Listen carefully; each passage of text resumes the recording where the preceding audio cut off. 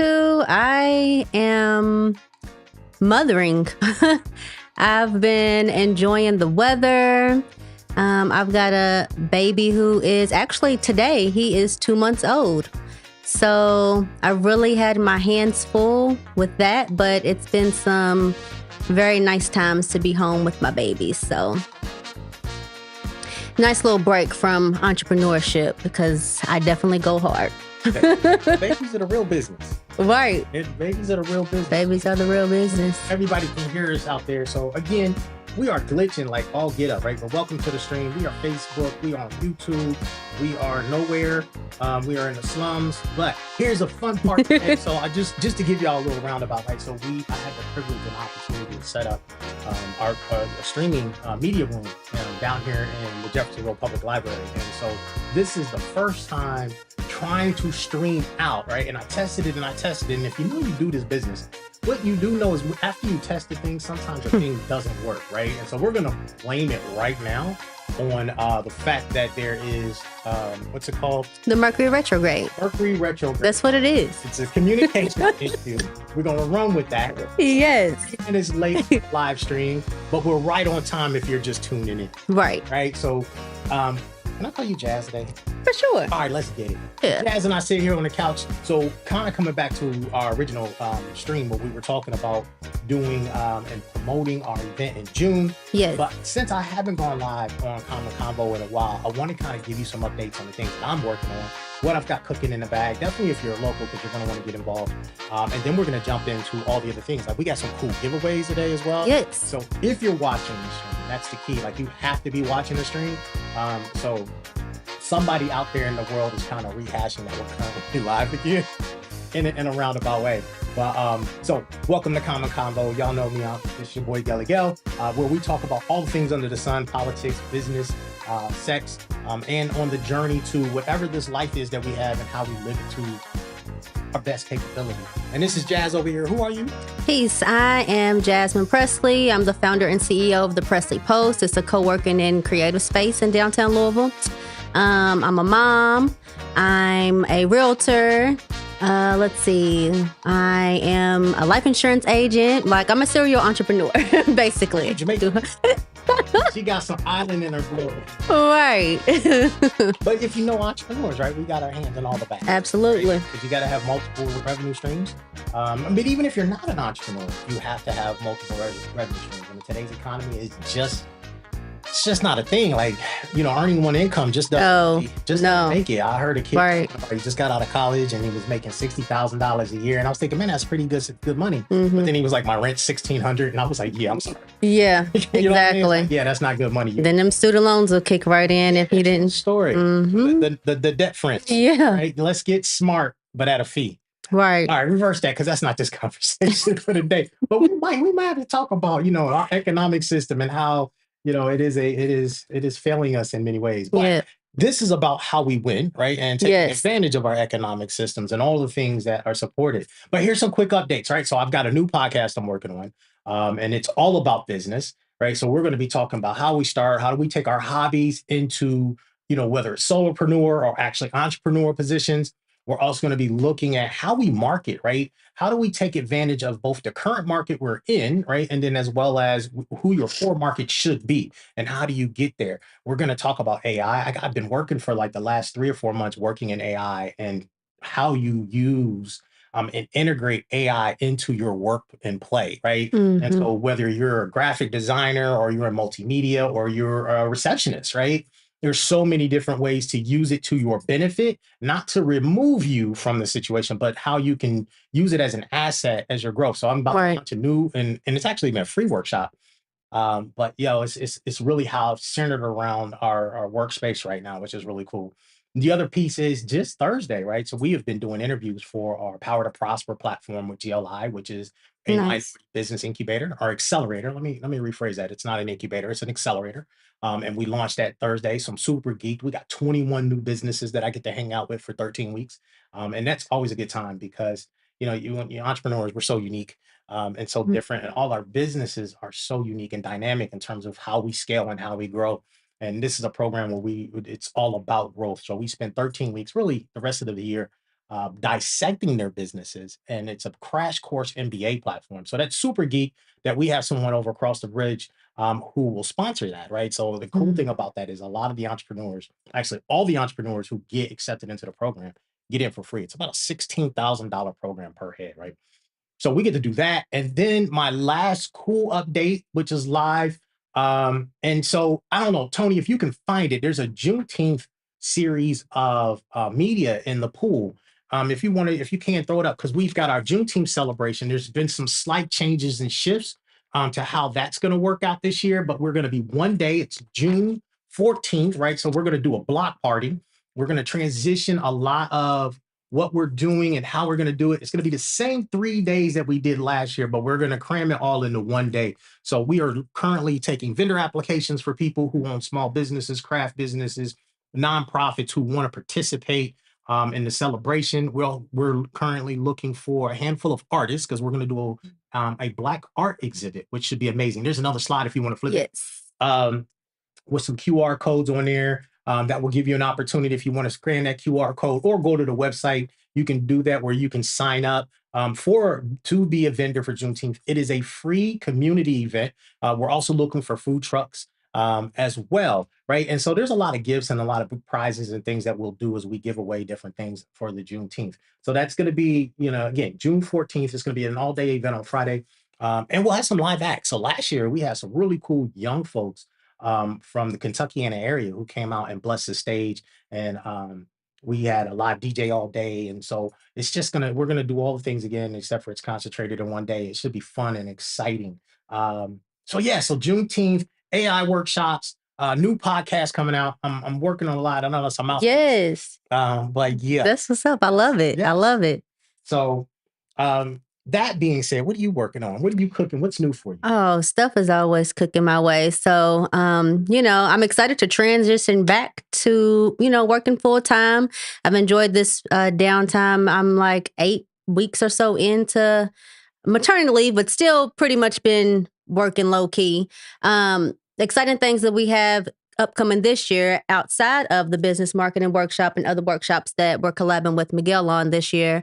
Legacy Week 2024. So Legacy Week is our annual health and wealth festival at the Presley Post. And it is, it's a 6-day community event series. It's free and open to the public. There is food, there are workshops, all centered around mental health, health and wellness, wealth building, and all that fun stuff. So we kick off the week with the Legacy Day Festival. And that is a block party right outside of the Presley Post off of 8th and Main Street in downtown Louisville. So we block off the street. We have a stage right in the middle of the street with performances and musicians throughout the day. And we have a vendor market and food trucks and all the fun things. So I need to be at your joint. Yeah. It's pretty cool. So we celebrate the anniversary of the Presley Post during Legacy Week. I couldn't just have a regular anniversary, just a one day event. It's like a whole week, but it's like a big community outreach, community give back initiative. And you will leave from that week feeling empowered with some tools and resources to accelerate your wealth building journey. And so that's what we do. Okay, let's get it. You have to. How do we sign? You have to tell the people real quick. Yes, how to find it. Absolutely. And here's for those who are watching the live. If we happen not to go live, just know I'm gonna put this video back up because of all the glitches. But go ahead. Tell me. Yeah, so you can actually check out the website, legacyweeklou.com. You can see some highlights from the previous years. This is our 3rd annual event. So at legacyweeklou.com, you can sign up to be a vendor. You can sign up. I think we've got our performer submissions application up on the website. So there's actually a page to get involved. So we would love to have you. We're always looking for vendors. We're looking for new performers. If you're a poet, if you're a singer. Last year we had a comedian. We are open to all the things. So All right, let's get it. And I will make sure that we post all those links in the description. So if you're on our Facebook or if you're on our Instagram or wherever, you'll get access to that as well. So let's jump in so that we've been running for about 12 minutes, right? And so Okay. I know we wanted to keep this kind of quick and concise. Mhm. Let's talk about what we're doing June 22nd. Yes. You want to lead it? Yes, sure. I'm gonna let you lead the way.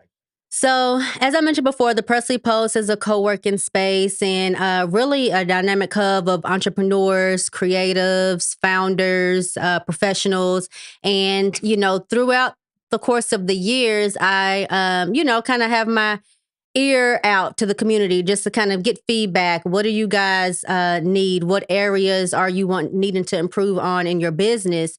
And these series of workshops that we're collaborating with Miguel on are designed to meet the needs of entrepreneurs and founders. So the marketing workshop is a great, I know me personally, and this is even stemming from my own personal entrepreneurial journey as well. To kind of build up my first brick and mortar, to generate revenue, to generate business, to get the word out about, hey, like the Presley Post is open. We're in downtown Louisville. Like, come check us out. That's had to, a lot of marketing has had to go into that. So, no matter what size of business, this marketing workshop is designed for you to be able to boost your sales and be able to scale. We wanted to create an opportunity. It's a summer workshop, but, you'll be able to really hone in for quarter 3 and quarter 4 on your marketing strategy. So we want our participants to be able to, have a marketing strategy, understand the art of storytelling. There's like a lot of numbers driven Yes. things with the Numbers are key. yes, We're gonna have to. We always talk about the numbers because here's the deal: like if you're in business, then it's about the numbers, right? Most of absolutely. us start business so that we can make more money, not so that we can give away money. And so, ideally, we have to think about that process, right? How do we grow revenue streams?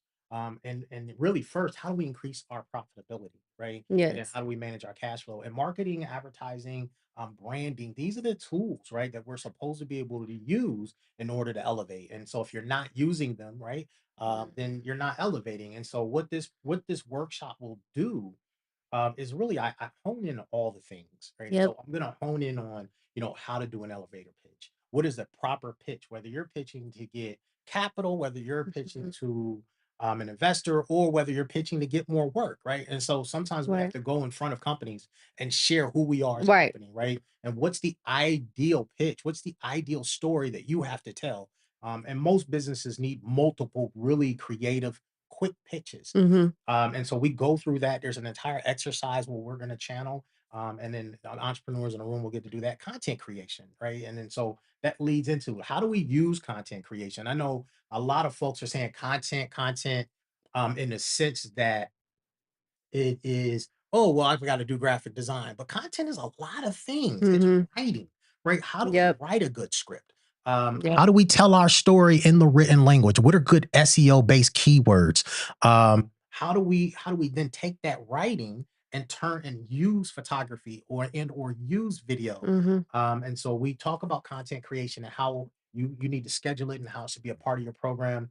And then we'll look at product and service pricing. A lot of businesses that I talk to, they'll start going to market, but they haven't really defined what they're marketing, Yep. right? And they haven't really defined what their message is in that marketing, and they don't have a strategy.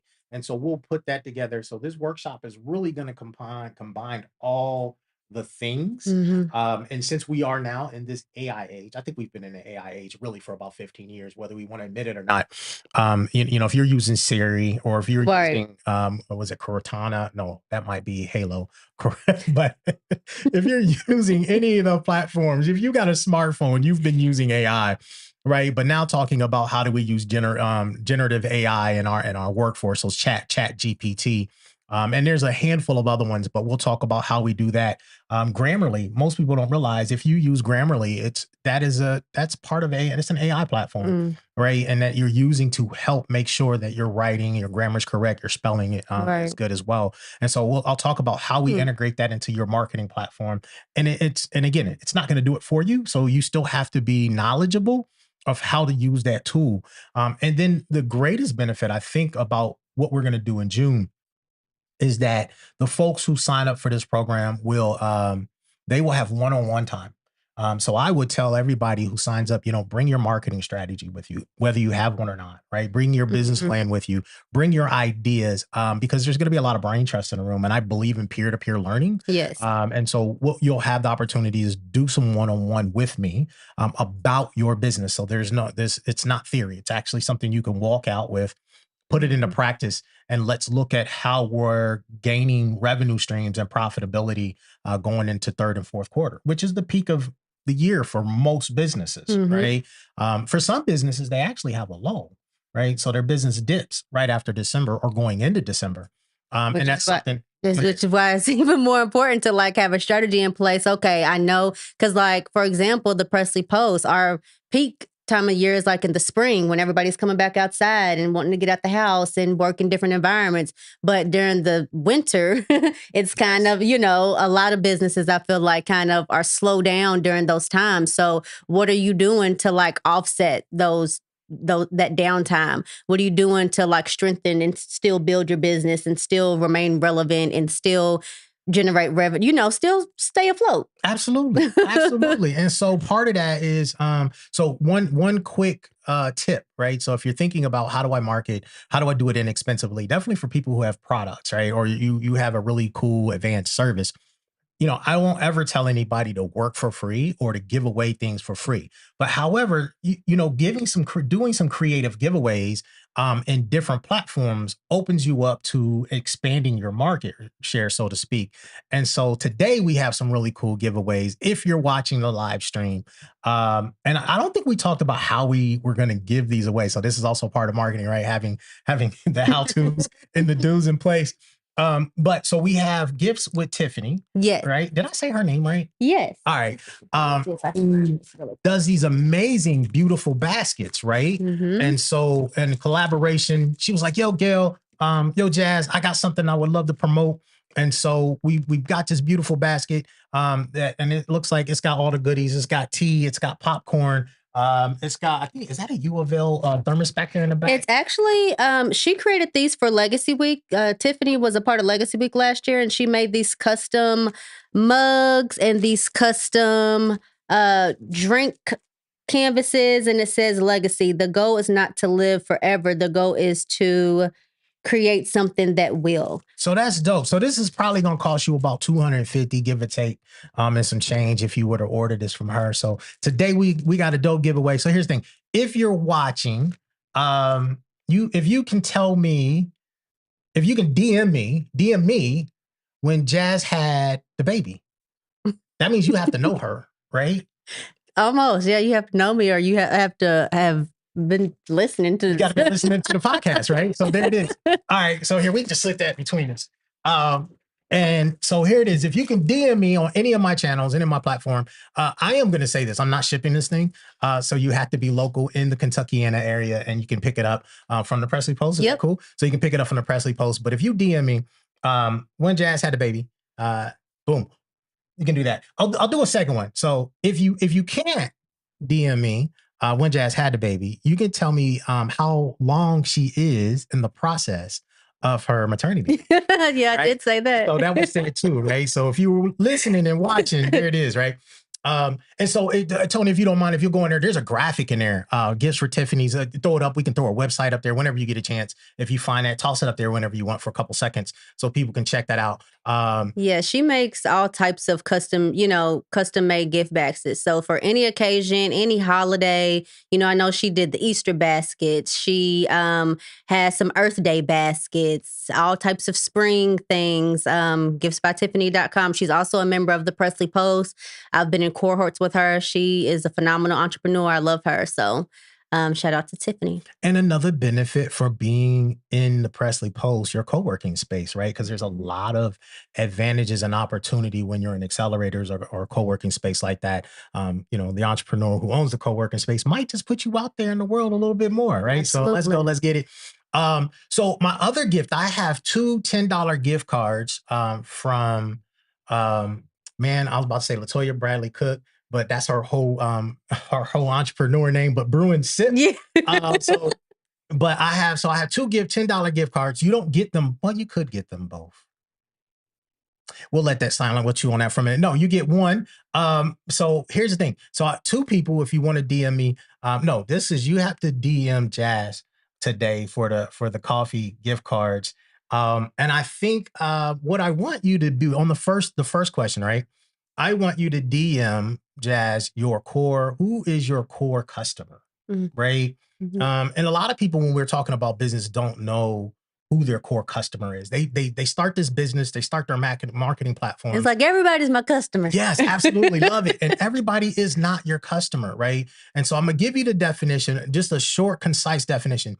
Your core customer is the customer who makes you the most amount of money, right? Who you sell your product to the most, who's buying your product the most, who, if you're not making any money in your social media, who's traveling and seeing your social media the most, that demographic of people, right? That's who your core customer is. And so if you're going to join us in June, I hope you will.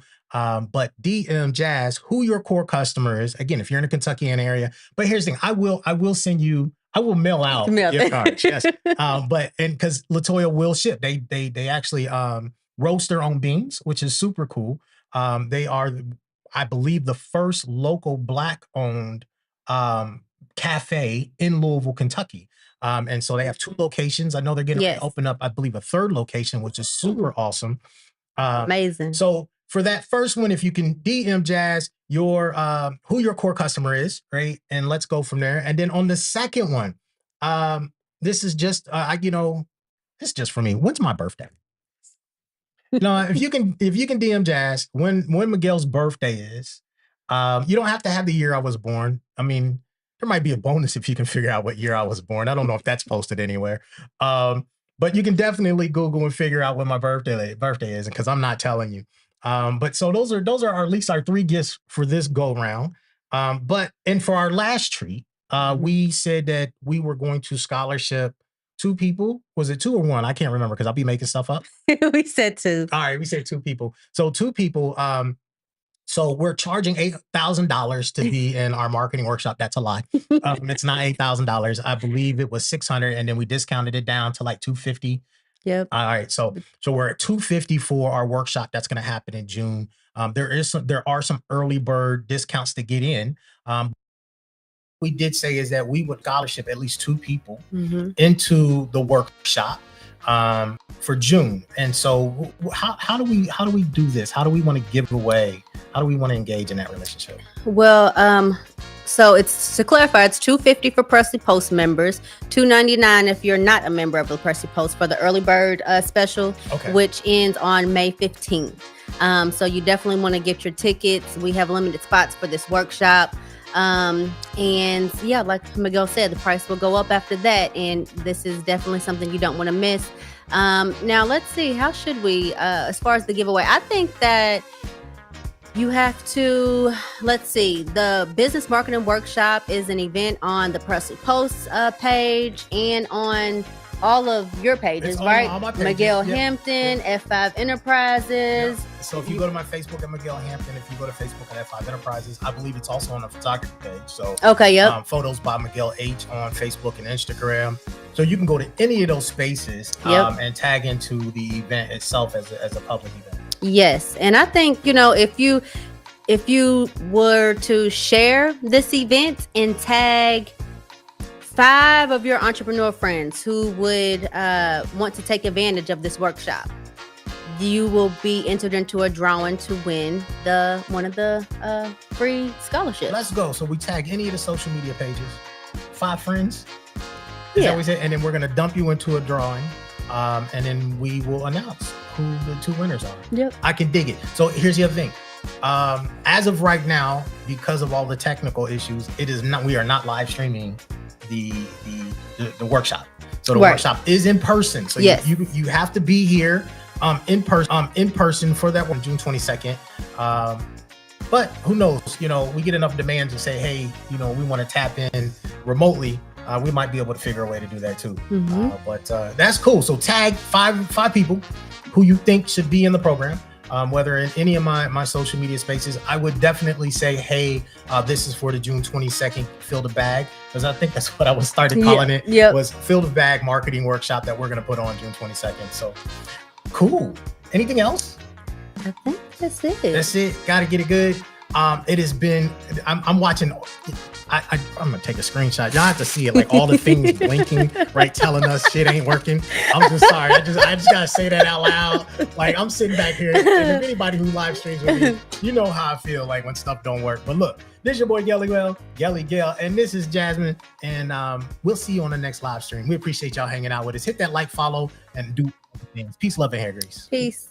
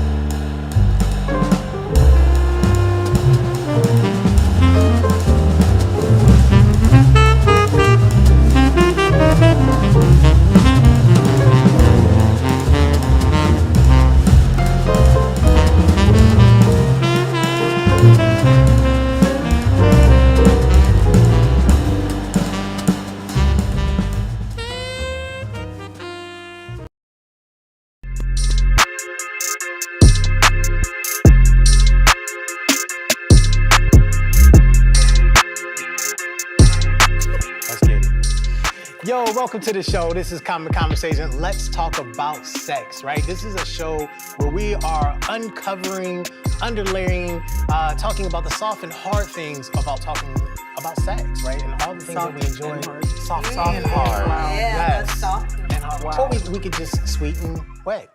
All the things, all the savory. things. Yes, we can play with all of it and bring it into the space. I just want to say this is a real wonderful way to introduce Dr. Perry to our show. So thank you. Thank you. Hot and sour, sweet and savory, bitter, and Sometimes you know what you're Welcome to walking the den. into. Yeah. and with a sometimes touch you of don't. frankincense. Yeah. Absolutely. Bless. So, well, since we're gonna lead off like that, this is our 7th episode, right? We're having some fun. We're learning a lot. Our last episode, we were talking about how we speak to our kids, about sex and that journey, our personal journeys as well. And so, hopefully, our listeners are being able to take something away and add to their lives. There's added value in that space.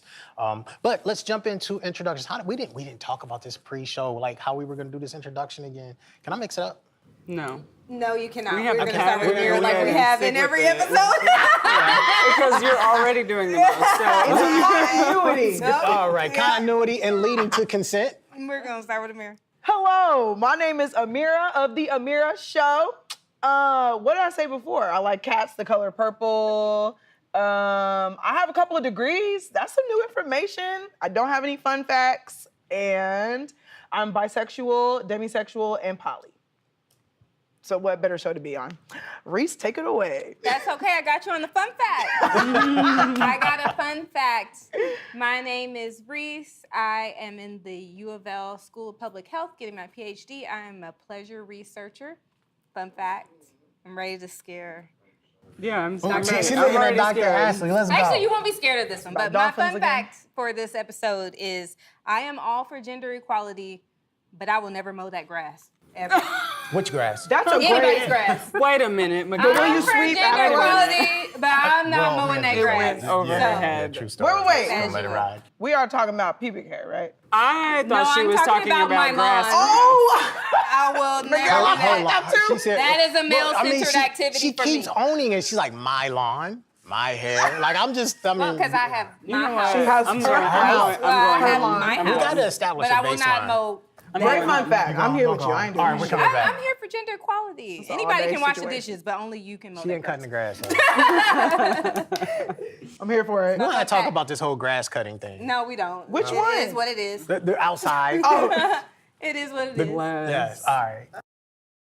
I don't even know what to say. Hello. I feel like I always end up in the same position. Like every time I I'm love you. You always baffled. come after my you're fun like, hello, fact. I'm flustered. Hi, I Always am after flustered. my I am Dr. Ashley Anderson. I am flustered yet again on episode 7. I will get it together eventually, but I am a women's health nurse practitioner. I got my doctorate and master's degree in nursing at the University of Louisville. Go Cards!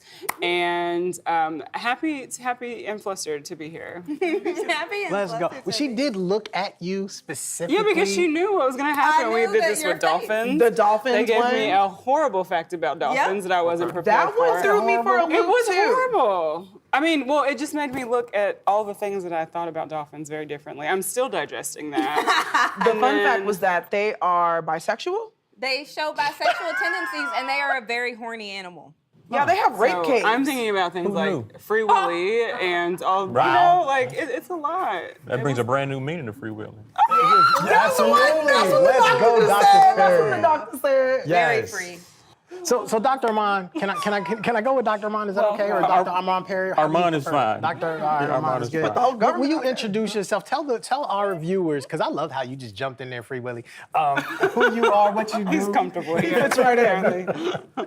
Sure, my name is Armand Perry. I'm a professor at the University of Louisville, going into year 16 at the university. I graduated from the University of Alabama, and I studied, there you go, roll tide. And Oh, that's not. Okay. I study fathers and I study families, and I could not be more excited to be here. This is already more than I was bargaining for.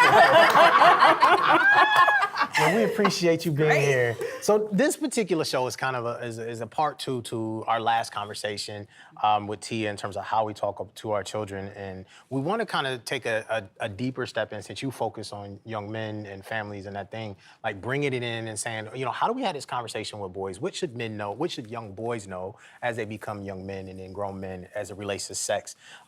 Protecting themselves, protecting their mates, and so just kind of round stat real quick, right? So looking at that 42% of men are sexually active as they get into high school, right? And are not using condoms. Something that is alarming, right? As we think about, you know, how diseases are transmitted, how sexually transmitted diseases go across. And I always thought about this in a sense because for men, sometimes it's harder, and y'all can correct me if I'm wrong, to get a disease than it is transgender disease because it was women. And this is how I learned it, is because men have an outie and women have an innie. So basically the disease can sit on the top of a man's penis, and as he inserts into a woman, then that is transacted. And so a lot of times men don't get it unless it's the other way around. And I thought that was a really neat thing to learn.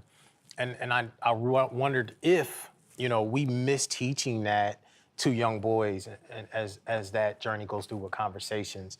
But I'd like to hear your experience in terms of... Also, let me preface this by saying that Miguel tends to ask 75 questions in one question, so Yes. feel free to pick the ones that you'd like to answer, and we will talk about them from there. Sure. Well, Thank you for the disclaimer. You know, the long conjunction sentences. Type it at the bottom. there you go. I think that there's a lot of room for discussion and conversation about the ways in which boys are socialized around sex. I think that a lot of young men are socialized to be aggressive when it comes to sex. Someone brought up the word consent a few minutes ago, and so I think should be a part of the conversation. The idea that consent is an ongoing and fluid situation, right? I think that's important for young men to know. I think it's important for young men to have trusted adults in their lives so they can go and get good information from. I'm thinking back to my own experience when I was younger, and I've found that this is the case for large numbers of young men who I've encountered in my research, is that when they don't have trusted adults to provide them with good information, then they end up filling in the gaps from whomever, wherever, and they end up with a lot of myths and a lot of urban legends that becomes the gospel to them, right? When I was younger, there was the idea that if you had sex with a young woman in certain positions, then you don't get pregnant. Right. You don't get pregnant standing is up. supposed to help you for some reason. Right. And so there's a lot of things like that I think, absent, again, good places to go to get information from trusted adults, young men end up misinformed, and these things get passed down from generation to generation. So I think those are some of the reasons why these conversations are particularly important. When we're talking specifically about the African American community, sometimes these conversations are taboo. Yeah. And so we need to, I think, lift the veil and have open and honest discussion and conversation so that we can all be as safe and as transparent as is possible when it comes to these conversations. What do you think? And I'm just curious, and maybe you have an answer, or maybe y'all have an answer. What makes sex taboo as a conversation in the Black community? I was so going to ask that question. So it's interesting. I don't know if you all knew this or not, but a couple years ago, I had a book published called Black Love Matters. Oh, I circled it on here. I was going to ask about it. And what's interesting about, I think it's the third chapter, is called Let's Talk About Sex, right? And so in that chapter, one of the things we discuss is the history of Black sexuality being demonized and marginalized by the broader society.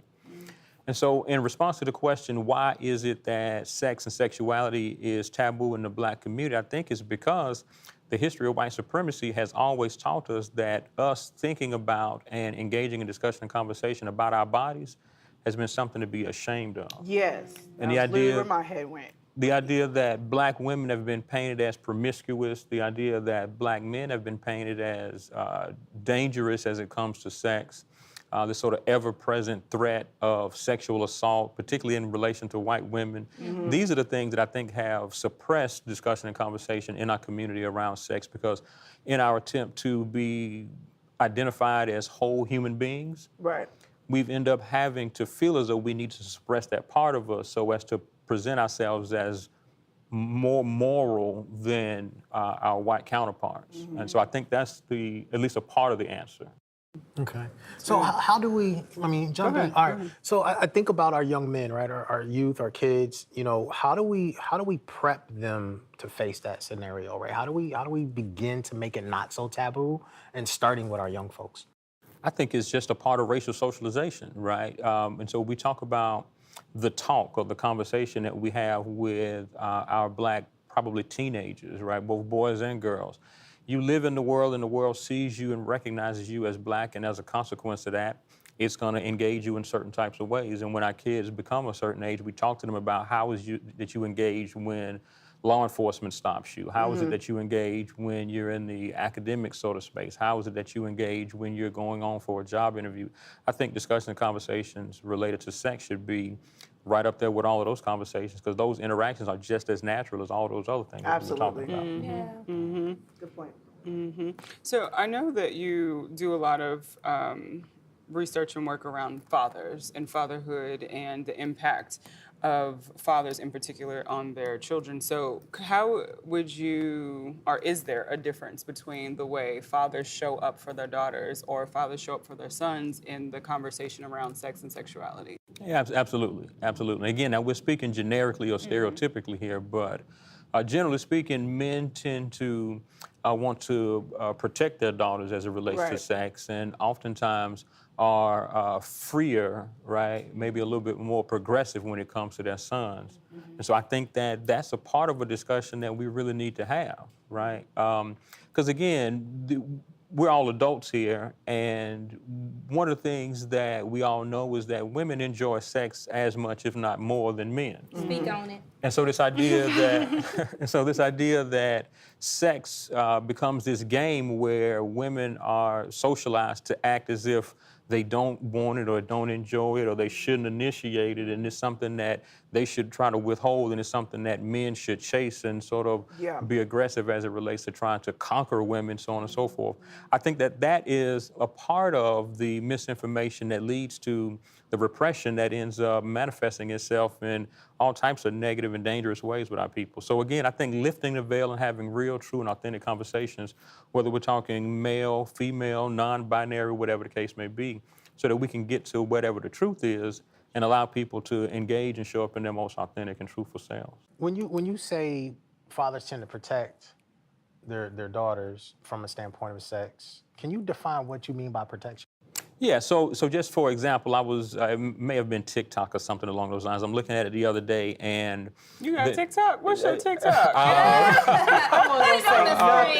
it on the screen. Sure, I think I do have a TikTok. It may or may not be active. Anything on my TikTok is this, my son and I goofing off doing karaoke in the basement. Beautiful. But it may have been TikTok or Instagram or something along those lines. And anyway, there was a toddler, a female toddler, a little girl. She had a pamper on, and music is playing, and she goes to start dancing to the music, right? And the little girl ends up about to bend over, and Dad comes out of nowhere, and he sort of scoops her up and is sort of chastising her for what he would describe as twerking. Well, it's a 2 or 3 year old kid. She don't know what she doing. No idea she what has- twerk is. And if that's what she felt in that moment, I'm just like, Right. And so anyway, so it's that sort of thing, right? Just this idea that dads tend to, again, to whatever extent possible, limit the perception that their daughters are even interested or engaging in anything that could be remotely sexual. that's true. My dad pretended it didn't even exist.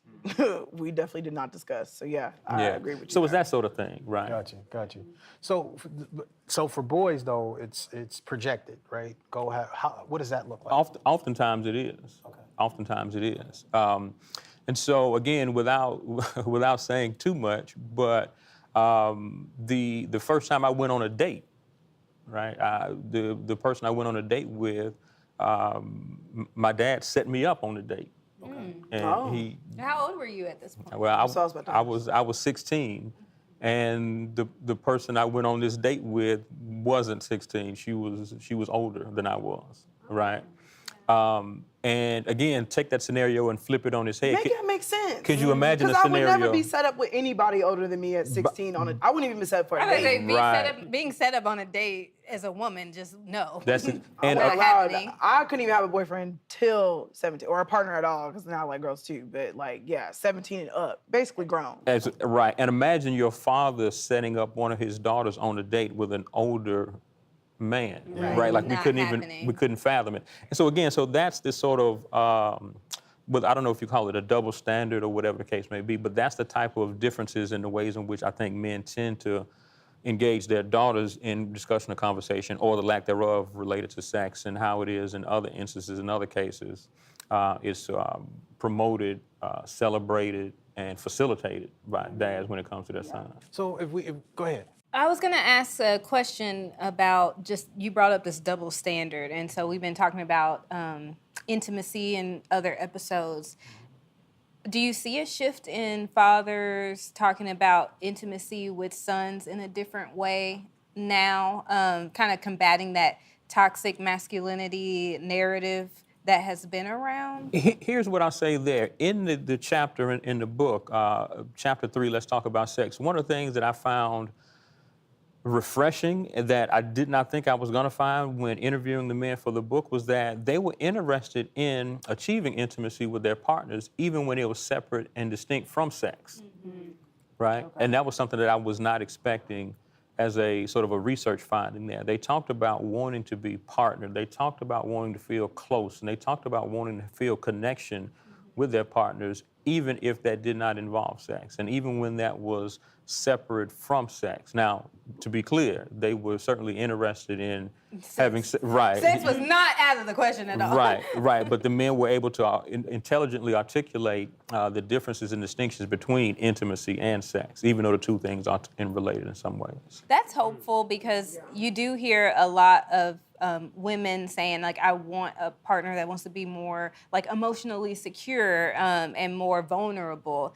And the way that you were talking about, the way that we socialize men and things like that, it doesn't really give them the space to do that. Yeah. So it's hopeful that the new age of man is saying, this is something we want. Absolutely. I think we are seeing more of that. We're seeing more of that. And again, we still have work to do because, again, my experience and my research tells me that many men and women still would sort of chastise or marginalize men for being emotionally demonstrative. And so for those reasons, there are large numbers of men out there who have learned in their relationships, right? That they can't present in that way. Right. Right. And not still be respected, right? And so again, we still have a lot of work to do, but I'm encouraged, as you are, about what it is I'm seeing with the current and new generation. In your research, what's the age group of the men that you were studying? Oh, so the guys that I work with, they ranged anywhere from 18 up until 62. So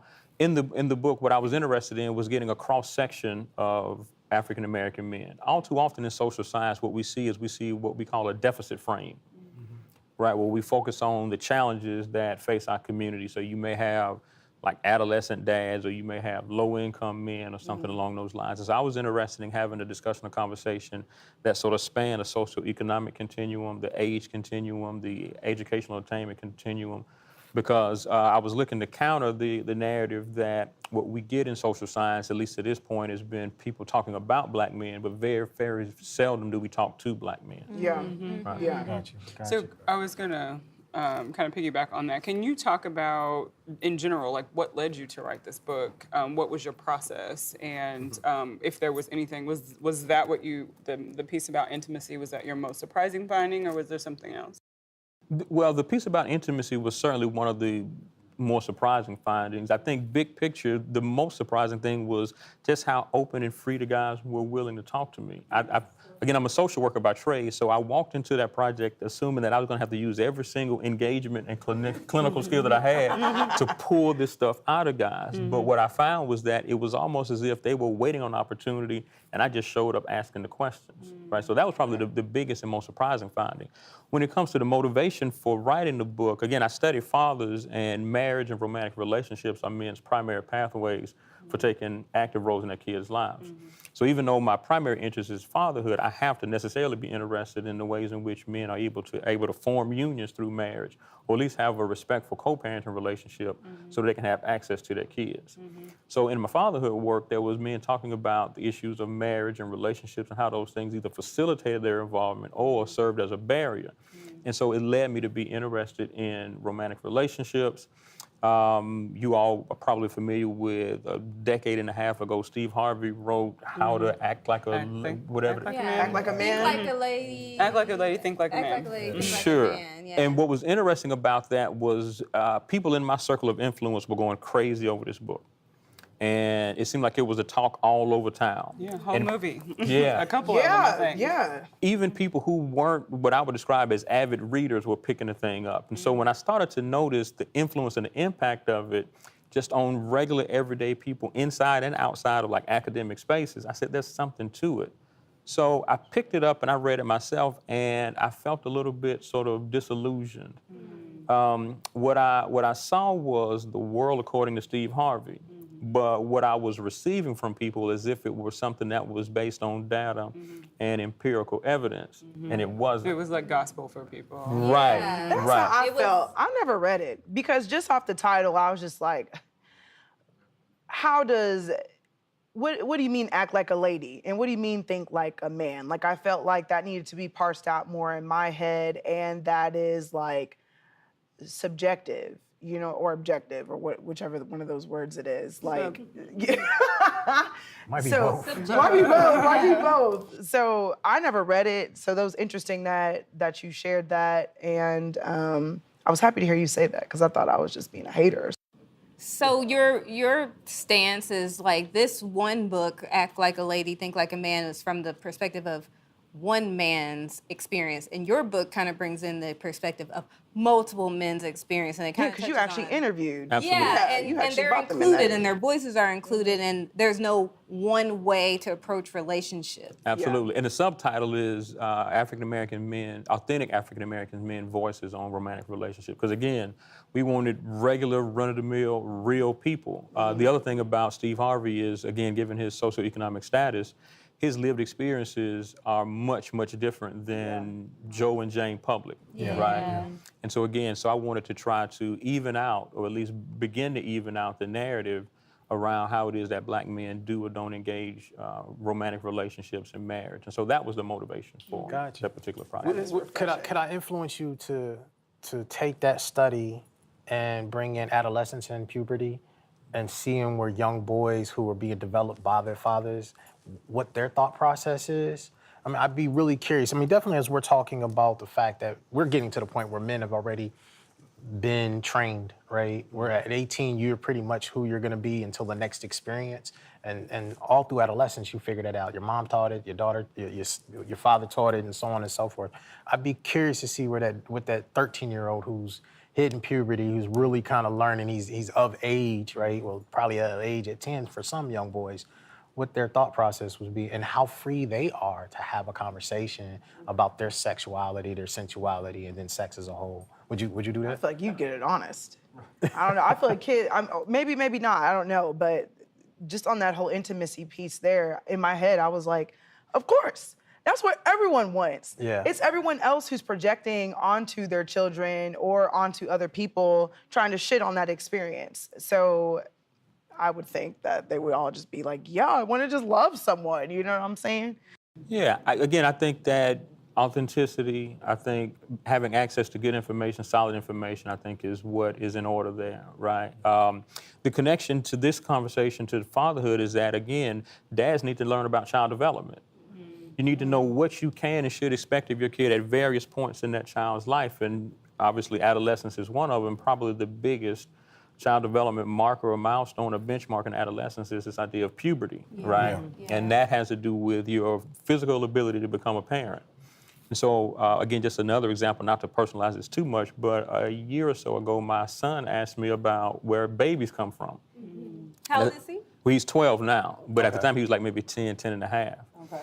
And so I felt compelled, like it sort of rattled me a little bit. I wasn't expecting that question from a 10-year-old kid, but I did feel compelled to give him a real and true answer. And we weren't talking about a wee or anything like that. It's like, no, son, let's start right here. Every 28 days or so, right, an egg is gonna come down the fallopian tube, and it's always we talked about. Unfortunately, Yeah, yeah. right. That is amazing. Right. So, Unfortunately. Right. Unfortunately for some people. Yeah. Both of them. yeah. So we talked about ovulation, we talked about erections, we talked about penises, we talked about vaginas, we talked about the uterus, and so on and so forth. The I'm fertilization just of the impressed egg. you even know all that So shit. here's what I need Like, you to do. I'm gonna need you to write all that down. Yes. Because I have two sons. Put that One in the is book. 4, one is 5. Yes, I'm gonna need a little handbook. Maybe write a children's book. Look, we give you all these projects. Collaboration right here. Children's book in your I see it coming. Yes. Sure. Dr. Armand Perry talks about how to teach little boys about. But again, but the idea is if you have solid information, then that's something you can do something with. Yes. Right. Right. And again, if we're talking about sex, we're talking about informed consent, right? So whatever it is that people are doing, as long as you and I are on the same page about what's about to happen, then everything is fine. Making sure that my son is equipped with solid information so that he can make informed decisions, not putting him in a position where he's walking out into the world blind, right? And so again, I would advocate for people to move beyond the stigma, move beyond the taboo, because we're talking basic biology here, right? Like nothing could be more natural. And so, I think it's high time for us to engage in these conversations in real and authentic ways so that our children aren't out here filling in the gaps with people in places that they need not be, right? My first sex ed teacher was Todd Shaw, and that's too short for people who don't know, right? So It took him a minute. It took him a minute. We're like, what an interesting teacher. I did not know Too Short's a hard government. teacher. Nah, dude, me right now. Luther Campbell, crew. Luther Campbell and Todd Y'all Shaw, know my first sex ed teachers. Mm-hmm. Terrible decisions. Terrible decisions.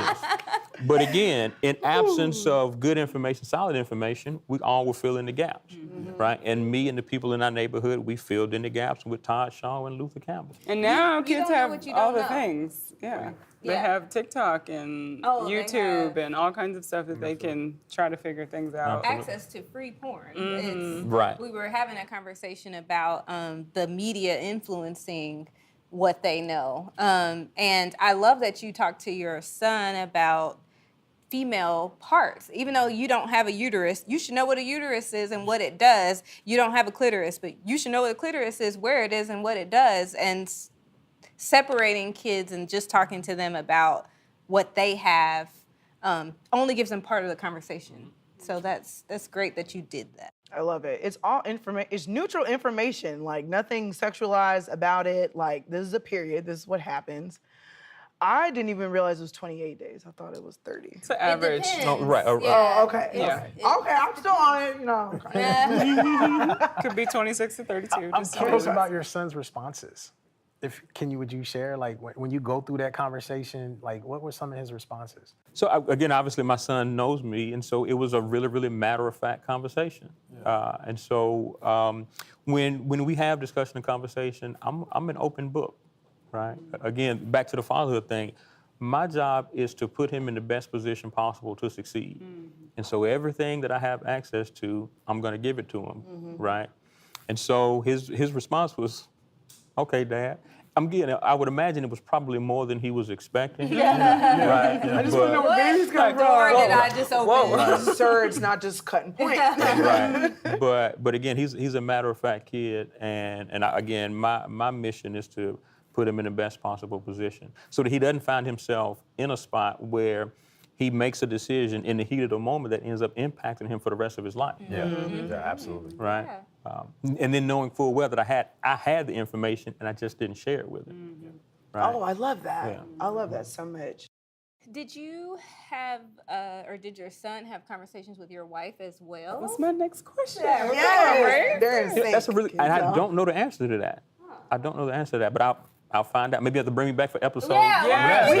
We have like 3 or 4 part 2s. Wait a minute. Yes. But I There just you need to go. put a caveat in There here. you When go. you come back for episode 2, I need that handbook for myself. You finish your book before you come back. Absolutely. I got you. Thank But you. yeah, I'm just curious. We were having a conversation. We were doing consent from a mother's perspective Sure. and talking about sex and talking with kids from a mother's perspective. And I asked the question of like, do you get with the other parents and talk to the other parents that your kids are dating around what they're saying to their kids? So is that something that you've considered or you and your wife have considered? So, well, my son is probably a tad bit young for that, but I could certainly see myself doing that, right? Again, for me, the same way that if he were going to the fair with one of his friends, we wouldn't allow him to go unless we knew who the other kids' parents were and had enough That's how of a it used to be. Right. It Well, really is. They had all the numbers. absolutely. With our house, it still is, right?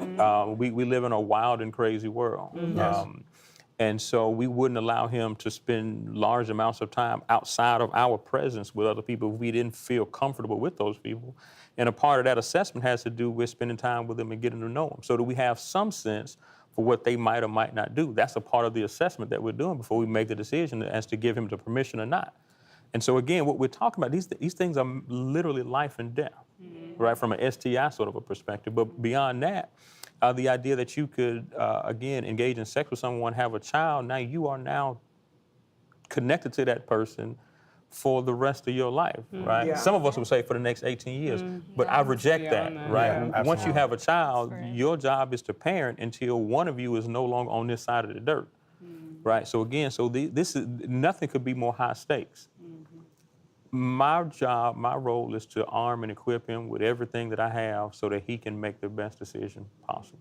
I don't know if this also fits into that too, life or death situation, but I also was thinking on the consent safety thing as well, like understanding consent and, you know, that line. I don't even want to say it's a thin line. It's just a line of, you know, I don't know, going to jail or something, like over something. Life-altering consequences for Yeah, your choices. yeah. So I wondered if that fit in that too, because that's also what I thought of in that moment. Absolutely. And so I'll say two things here. One thing is sort of self-serving and is just sort of a real discussion and conversation. My son is going to be a black man in America, Yeah. Yeah. right? And I could remember before I even hit puberty, there was a guy in my neighborhood who ended up going to prison for 28 years for an alleged rape. Right? Now, again, I wasn't there when the deed was being done, but up until the point in time when I could no longer see the two people walking off from the basketball court where we were, Yeah. it didn't seem like anything other than a consensual act. Now, Yeah. again, this is with the understanding that I fully understand that consent is an ongoing and fluid situation. Yeah. Yeah. The point that I'm trying to make to you is, in response to your question, absolutely having those discussions and conversations with my son that consent is a real thing and it's ongoing and fluid, because you don't want to put yourself in a situation where you have 12 people of your peers, right, making a decision about whether or not you're going to maintain your freedom. Right. The other thing is you also don't want to be in a situation where you have done something to someone and you have irreparably damaged or harmed them Caused because them there. right, absolutely. So you want to protect yourself, but you also don't want to be the reason for someone else's trauma. Yeah. Right, Yeah. that's an incredible sort of a cross to bear. So for all of those reasons, I think that the consent conversation is particularly important in that socialization process Yeah. where we're having the open and transparent and authentic discussions and conversation. Absolutely. We also talked about that from the standpoint of teaching men that they also have consent too. And if they don't want to have sex, they don't have to have sex. And they shouldn't be forced to fit into this narrative of you should want it all the time, you should have it all the time. That you have the opportunity to be vulnerable and say, not right now. Right. Right. Because that's definitely not encouraged. Yeah. No, Not my absolutely not. experience anyway. And you talked about the shame and the stigma, right? And so making sure that he has the courage and the willpower to be able to say, if this is not something I'm interested in, I have the agency to say no. Absolutely. On that note, we have to wrap up.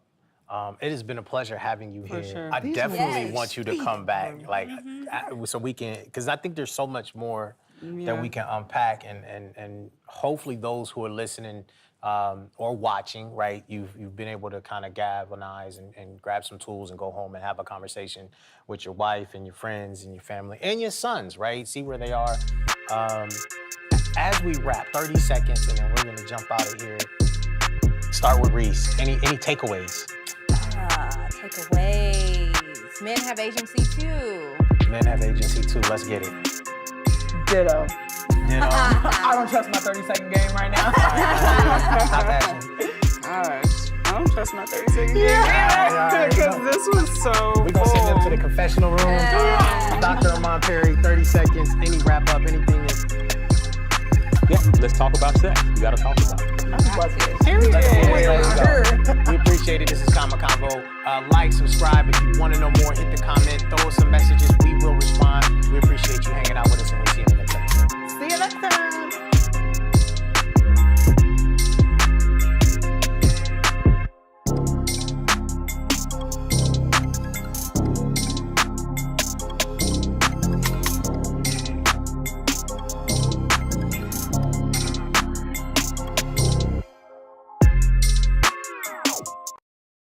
We are undeniably beautiful, with a radiant charm that captivates the world. Our diverse skin tones, from rich caramel to deep ebony, exude elegance and strength. Our hair, a true crown of glory, comes in a myriad of textures, from luscious curls to sleek coils, each as unique as the individual who wears it. We embody immense power, resilience, and brilliance. Cultural impact and unwavering spirit continue to shape the world, inspiring generations to overcome adversity and drive positive change.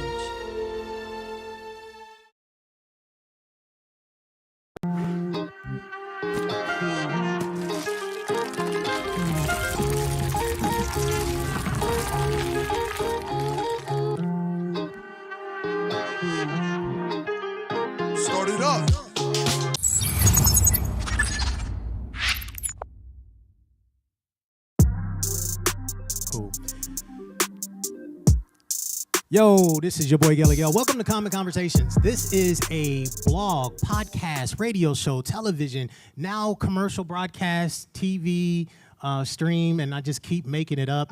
But Are we? it's a thing. Okay. Yes. All right, we cool. Will we'll So make this it is our happen. podcast. I'm your host.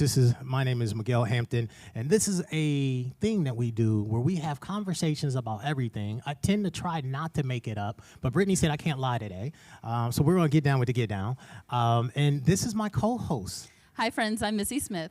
And that just warms me up when she says hi, friends, because I do not do that. Today we have a great show because this is part of our, this is part of our series. Yes. And all about what? What are we? We're talking about all things related to equity in Southern Indiana and really pinpointing and focusing in on our community and how the systems either are or are not equitable and what we need to do to bring more equity and access to Southern Indiana. Yes, and so today is Let's Talk Mental Health, Let's Talk Mental Wellness. Depending on what post or feed you got, it probably said something different because we do that.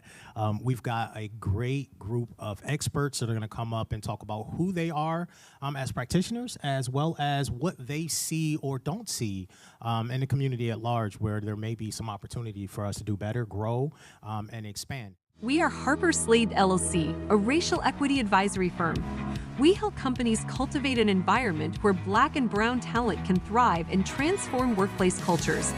With over 20 years' experience in human resources, employment law, and macroeconomics, our goal is to help advance a true commitment to racial equity. Through education programs, racial equity assessments, and advisory services, we're a global leader and are here to help you make a difference. Visit harperslade.com to learn more.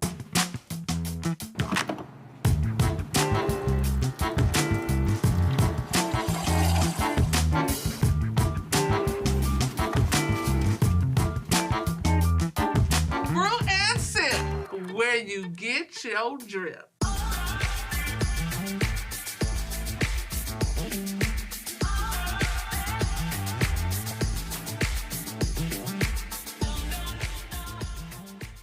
And friends, again, we want to welcome you. We are so excited that you're here. We do want to acknowledge that this entire year's worth of projects, so our podcast, our panel discussions, our eventual documentary that we've not talked a lot about, is all funded by a grant from the Indiana Department of Health, Office of Minority Health. They believe in the need to name these challenges that we are facing in Southern Indiana so much that they were willing to fund it and want us to even take it further in the future. So we are very excited about their support. We definitely want to name that moving forward. So let's talk about who we have today, and then we will get into what we're here to do. So Russ Irvin Funk, MSW from Howard University, is a consultant who works with agencies and organizations to make their services and resources meaningfully accessible to male-identified clients. Russ has more than 20 years' experience in working with men, boys, and male-identified people. He's internationally recognized for these efforts. Russ lives in Louisville with his partner, their child, and a cat who belongs to himself, which I really enjoyed. He does photography, he gardens, he takes bike rides in the park, and enjoys camping and hiking. So thank you, Russ, for being here. Appreciate the opportunity. Thank you. Yay. Brittany Johnson is a licensed mental health counselor in private practice in Southern Indiana. Brittany is an approved consultant in EMDR and a trauma expert focusing on attachment and relational trauma, anxiety, and self-sabotage. Brittany is an author of Get Out of Your Own Way, 21 Days to Stop Self-Sabotage. Thank you for being here, Brittany. Thank you for having me. And Tia Williams-Hampton, LCSW, provides services with the focus of creating safe spaces for people to heal and live authentically. Tia works with Avenues Unlimited and in private practice. Tia most enjoys working with adults who are seeking to understand and break the patterns that keep them from living their best lives. Thank you for being here, Tia. In full disclosure, she is married to Miguel. That's how I got here, really. I mean, obviously. No, she got here because I No, love that's her not true. so deeply. Okay, friends. So I want to just jump into what we're talking about. So we're talking about mental health services as they exist in Southern Indiana and their accessibility and equitability. So would you say, from your vantage point, that it's easy for all members of our community to access mental health services? There's several stories, but I will stick to kind of summarizing them all. Prior to me going into private practice, I worked for an agency that did in-home therapy with children and families. And so when we would be looking for aftercare It was almost impossible to find aftercare for people who couldn't afford private pay or didn't have private insurance. And then if you wanted to look for someone who had the same cultural background or was at least culturally diverse, it was almost impossible to find for many reasons. Number one, that there wasn't a lot of practitioners that marketed themselves that way. Number two, you can't necessarily call an agency and say, hey, I want to put my client with your therapist that, has this background. Like, that wasn't something that you could do back then. And then also, again, that socioeconomic barrier is huge in Southern Indiana. Like, there's almost a complete divide of the have and the have-not. And if you're in the have-not, you are not going to get quality care, unfortunately, easily. Let me say that, easily. Right, I totally agree with that. So I'll just give you a little bit more of my background. So I am a licensed clinical social worker, but a lot of my work also has been in racial equity, social justice, and so there's always an awareness here. And I'm going to encourage you all, as we're kind of processing and having these conversations, to also check in with yourself about what you are aware of in your own spaces, in your own agencies, and just within yourself in terms of how people of color and other marginalized organizations are able or not able to access care. So part of that, it's probably going to be a whole lot of piggybacking, because she just kind of wrapped up a whole lot of what we were gonna. No, because it's fine. It is fine. So my background comes from 12 years in community mental health. I had worked with the largest community mental health agency here in Southern Indiana.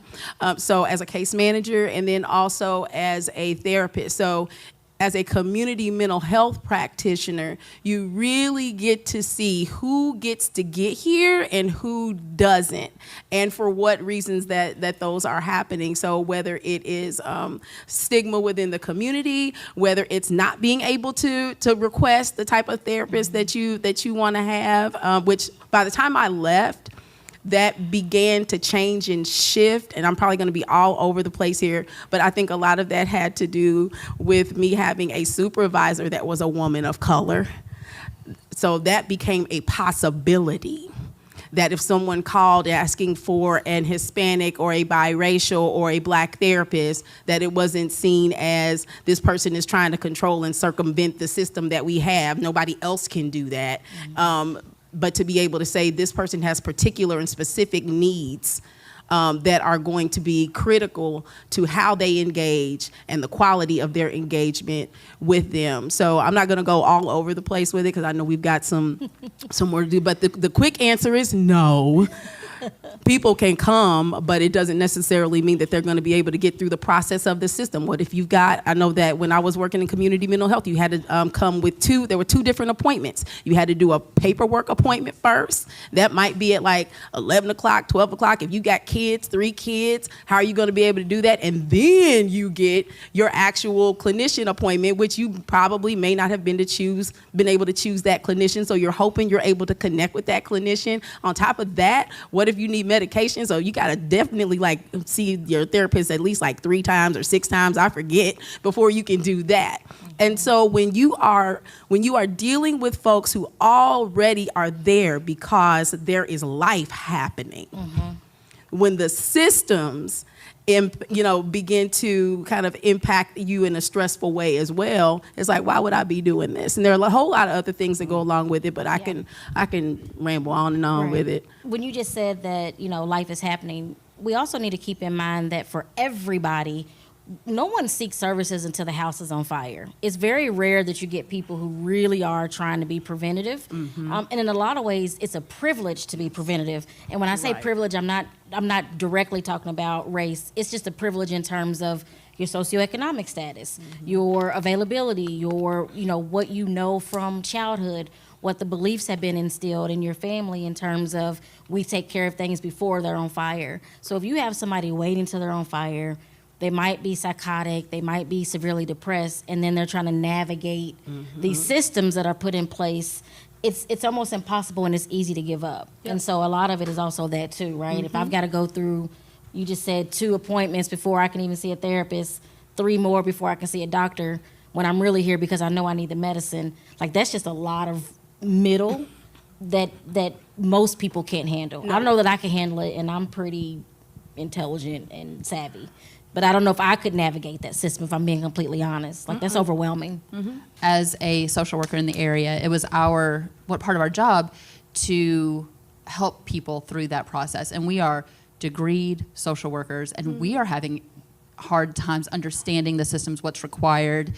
That, okay, so they're going to come to do this paperwork appointment, but when they come to the next one, it's possible you've double booked that person. So it's kind of like, who gets there first? And that will count against you for the times. So for you, those of you who don't know, if you need a psychiatrist and to get meds prescribed, you have to see your therapist, I think it's 6 times in a row, it was at least last time I checked, in order to get to your psychiatrist to be eligible to do that. If they've double booked you, that counts against you. So you have to restart that 6 all over again. And if you are in the middle of an episode, like a manic episode, I'm lucky I got you there the first time. Lord help us. Like, how am I going to get you there again when and pray they didn't double book you? And how demoralizing that would be to have that experience. So Russ, what about you? What do you think? What do you think, Russ? I think I really appreciate one of you two use the word marginalized, and I think that's really an important kind of piece. I want to kind of bounce off that for a minute because we talk a lot about marginalized people, but don't talk about somebody has to be doing the marginalizing. Come on. It is not our human nature to live on the margins. We have to be forced there. Yeah. Our human nature is to be center of our own lives. And so I think, I don't know the details about how unavailable and inaccessible the resources are. I know in the region that if you look at where mental health services are located, it's not similar to where physical health services are located. They are located in privileged communities. There are mental health deserts all over southern Indiana and Kentucky. And that is not accidental, right? And I think part of the question that we have to ask, we as white people, we as privileged practitioners, is how does my system, how does my organization, how does my profession participate in the marginalizing that, in terms of mental health, that magnifies and impacts the experience of being marginalized in other ways, right? So what you all were talking about was people who are already marginalized then come to the door and they're being marginalized again. And that is not the way I was raised up to be a social worker. I was raised up to be a social worker to open doors to how people get access, which meant, in my experience, we talked about a little bit about this earlier, in my experience, it meant going to people's homes. You can't come to us, I'll come to you. And in parts of Washington, D.C. and parts of Baltimore where I got my ground in this work, a white professional social worker walking up into somebody's home, sometimes that was a little bit threatening.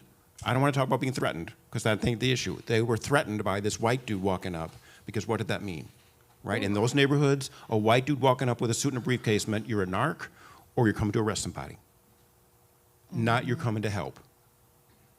And so just think about what that means in terms of the defenses that they have in place to stay alive with the person that's supposed to be there to provide services and resources. And what's the work that I had to do to demarginalize them in our relationship? Demarginalization is an active process that I find very few of our organizations and networks and professionals in this community are practicing. Thank you so much for naming that. Okay, so just real quick. So just a little sidebar. If you've not read the book, My Grandmother's Hands by Resmaa Menakem, I think that's how you say his name, please read his book. And I'm saying that because as we begin to speak about these experiences, as we begin to talk about what is kind of happening here, you may notice your own body reaction I was about to say it. that. Yeah. And I think it's important to be aware of that and take note of that and be curious about that, because often you will have the same physical response when you are in a situation where you feel uncomfortable, threatened, and scared. So my feelings also have a story. right? I always say, trust your feelings because those are real. Your feelings, that's why they call them feelings, not seeings, right? Because we can feel that. But question your thought. Question the story. Be curious about the story instead of just falling into it and believing it. And oftentimes when we are working with folk, we go to school, we get trained, we even are talking about cultural competency. What you talked about, and including with demarginalization, is cultural humility, to decenter yourself out of that. And that's not something that we talk a lot about. So I'm just saying, just notice what comes up for you and notice when it came up. And maybe take a note about that, because that is something to explore for later, because we take us with ourselves everywhere we go. And please don't run from it. And please don't run from it. That's why I said, don't run. Here we are, right here. Don't natural. run. It is natural. It's and natural. normal. Yes. And I don't know we have other questions and things, but this is bringing up, you talked about how do we demarginalize, how do we do this? The thing that I've noticed the most with working with different organizations is the way that people view people who don't look like them for whatever reason, right? So if somebody's tall, somebody's short, wide, skinny, like whatever, the way we view people and the way we have been taught by our systems to view people also impacts how people get access. I can't tell you the number of times that I have seen people see somebody and they label them angry when really the person is anxious. Yes. Right? Like they label them as defiant because they're shut down. They label them as, not doing what they're supposed to do because they're disassociating. And it does look different based on the population, based on the culture. All those things look different. So as you're writing down what you notice with your body, I also want to challenge you to think about how do you view people who are seeking services? How do you view the people that are your ideal people to seek services? How do you view the people who are not ideal that seek services? How do you view the people who do not seek services? Right? I really want you to think about that too, because that also plays into how we create systems of how people get access, right? So if I have this belief that all Black teenagers are angry, defiant, want to vandalize, want to tear things up, I'm probably not going to offer them any anxiety help. I'm probably not going to offer them anything on disassociation, right? I'm probably not going to ask anything about their body. I'm going to go straight behavioral and straight talking about how you need to change these behaviors and why this is why your people do and get these type of services. And so we also have to change that if we really want to start making change in our communities. We have to change the way we view everybody that we see. That lens has to change. I really appreciate your commentary about labeling. And one of the things that I learned early on was rather than make assumptions about what that means, your behavior, your look, your gestures, rather than me making assumptions, let me ask. Rather than me labeling you, let me open the door for you to label yourself. Yeah. Because that's a part of understanding that I don't get. I'm white, I'm Irish. What I feel, y'all are gonna see. I do not have a poker face. And so that's part of it for me too. I know this is going on my face. I've got a client working in front of me or a group that I'm working with. They seen this and they're interpreting it the way they need to interpret it unless I explain. Okay? You need to know that when I'm listening hard to what you gotta say, I am not gonna be looking you at the eye right now. That does not mean I'm dissociating. That does not mean I'm distancing you. It means I am really taking in what you got to say. If I don't explain that to you, you're going to see me look across the eye and make up your own story about what that means. And if you're my client, I've probably just lost you. Unless you're native, and then that's part of the cultural reality that I ain't supposed to look you in the eye. So, there's that piece too. But I got to know those things. Yeah. So I think it's important not only for us to allow people to label themselves, but also be aware of what's going on in our bodies and label that for the people we're working with. Definitely. So that they don't mislabel it because of whatever. Or maybe their label is legit, and mine the one, my own mislabeling is what's going on. I mean, So when you're mentioning all of this, another type of labeling is coming to mind for me, and it ties into us saying, if you were to call a local community mental health provider and say, I need a Black provider, for 1,000 reasons that you should have the right to say that. And in Southern Indiana, they're going to tell you we don't have any. And I made that call this week just to be sure that that was still the case. So the largest community mental health provider, which is if you have state insurance, that really is your option. When I called both local offices, they do not have a Black provider. Can we, number one, mention why it is essential to have Black providers? And what lies behind possibly the fact that we don't have more Black mental health providers? Okay, just real quick. Well, the question. I'll be dramatic. So, all right. Here's what I've also noticed about my role. So I used to work for the largest community mental health organization here, and at the time that I worked with dual diagnosis, clients. So they had, substance abuse problems and mental health issues. My team at the time was, it was pretty diverse. My team was. But we also worked with clients that nobody really wanted to work with. We were known as the stepchild of the community mental health organization. I left and I came back. The team that I worked with for the second time, there was one Black therapist and one Black case manager, but then we ended up with a Black supervisor. And it was the first time that I had worked with a seriously diverse group, and it was a racially diverse group. And I'm gonna say this, sometimes in our language, diversity will mean very different things. And I have walked into rooms where there is diversity, but it is white people exploring the diversity of white people. So we have white people from the LGBTQ community. We've got older white people. We've got younger white people. We have white people who are disabled. We have white folks that may not have a lot of money. We got white folks with a lot of money. We got white business owners. We got white folks who are unemployed. So I think it's important that as we play with words, that we be very clear about what we're looking for here. But that was the first time that I had worked with a group where not only I worked with somebody whose family was from South Africa, but her family was from Southeast Asia. I worked with an African immigrant. I worked with a woman who was Hispanic and biracial. I had 2 white therapists that worked there.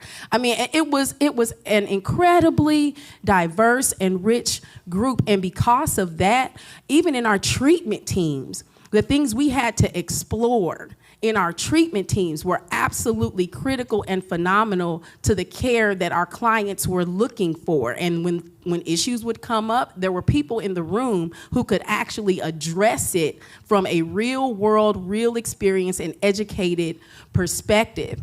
And so part of the role that I've had in the community, because for whatever reason, I'm gonna let her talk about this, but I'm one of the only Black clinicians that people know here.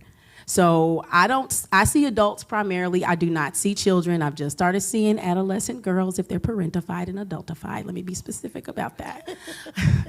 Right? But what I have become is the person that people call when they're looking for clinicians, specifically Black clinicians. I've got white moms who have biracial children looking for biracial and Black clinicians. And I know how hard it is. I don't take insurance. So it's very, very difficult for folks to afford me. I have 2 practices. My main practice that I work with over in Louisville, it's $130 per session. But the one here, Attuned Counseling and Consulting, got a woman who has 3 kids, all special needs. She has Medicaid. I don't do that. She was also unemployed, but she had to stay home to take care of her kids. I see her for $20 a session. You're not gonna get clinicians to do that. I'd be on food stamps too. I would be on food stamps too. So I have this practice here just to create access, but I can't live off of it. But it was important enough for her to find somebody. She's in Terre Haute. She could not find a Black clinician. I do telehealth. So she sees me. So she had to look for me. I don't know how far Terre Haute is, but that's a long way. But it was important enough. Yeah, it was important enough because I'm not going to judge her about having 3 kids and being at home. I don't know that any of you would too, but you know what? She knew I wouldn't. She didn't even want to have to explain all that. She didn't want to do that. So it's very, very important to be able to do that. I've called to largest mental health organization looking for a Black or biracial clinician. I think this is something to really, really hone in on, is that community mental health organizations are there because they are supposed to be the most accessible. But if you're looking at your staff, and your staff does not represent or is not representative of its surrounding community, there's a problem.